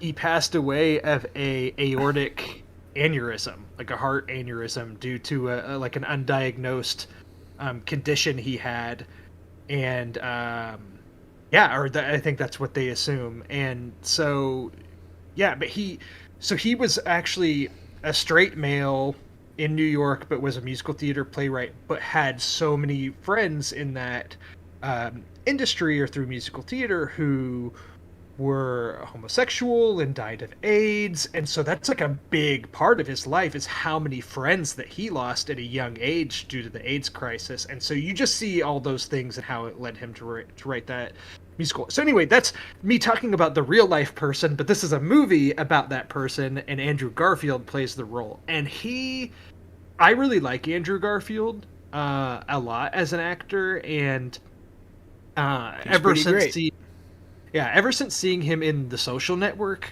over a decade ago, I thought he was fantastic in that. Of course, he played Spider-Man. I've loved him ever since I saw him in Doctor Who. He played Spider-Man and did, so he dabbled in huge blockbusters, but recently, ever since his time doing Spider-Man, he's just been he's like an actor that just goes for it in everything that he does. And he's got a lot of really fascinating performances, and of everything that I've seen him in, this is probably his best performance that I've seen. So really worth watching if you want to see just a killer Andrew Garfield performance. He had not really been in the early talks for award contenders, but ever since this movie debuted on Netflix, it's like all of film Twitter was like, yeah, so he's going to get nominated for an Oscar for this, right? Yeah. And I mean, I guess it could happen. I think it's being optimistic, but I still wanted to watch it and see what the buzz was all about. And he's great in it. I think the movie overall is okay. The music, there's definitely some good songs in it.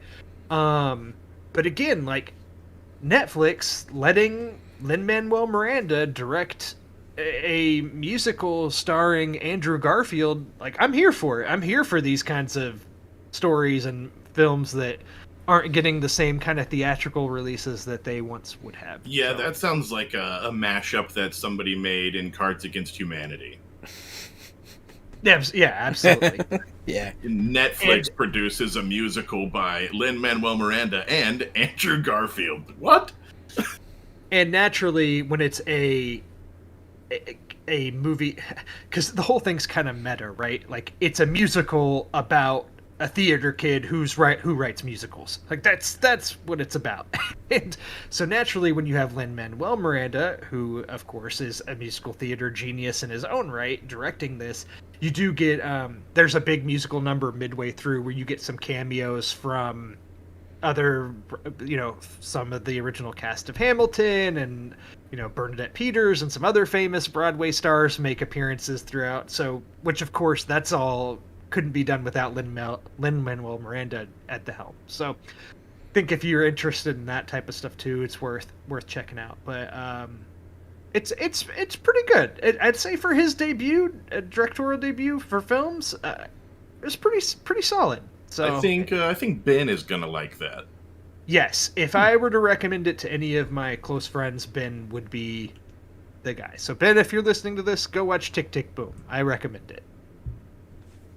And that's it for Drew's Oscar Minute. And I think, unless y'all have anything else you'd like to talk about, that's really all I've got for this week. Nah, that's it for me.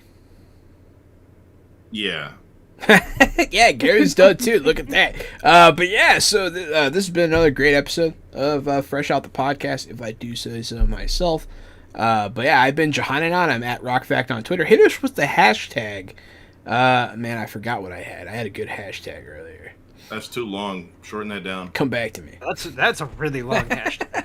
I'm Casualty CDG. You can find me at Casualty CDG. If you like tabletop role-playing games, board games, or interviews with game creators, follow Fresh Out the Box. We have a YouTube, we have a Facebook, we have a Twitch. That's twitch.tv/Johannanon.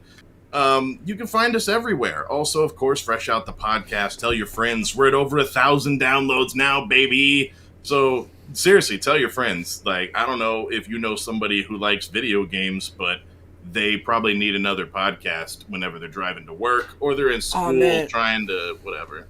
What's up, Jahan? I did have one more thing. What did you have? Oh, man. Is it your lost hashtag? No. Well, I do remember that. So first, hashtag Fresh Out. Fresh gonna give it to you. That's going to be the hashtag. But no, there's recently been this thing. There's this thing. E-girls no longer want to be called e-girls. They want to be called I-ladies. It's interesting. Jahan, why is this coming up now? I just remembered. Yeah, I-ladies. I-ladies. I-ladies, nuts on your chin. That was it. I'm Drew Munhausen. You can find me at Drew Munhausen on Twitter. Please get me out of here now. Thanks for listening to episode 22 of Fresh Out the Podcast. I hate my fellow hosts, and we'll see you next week. Holding on to that for 2 weeks. You guys have a great night.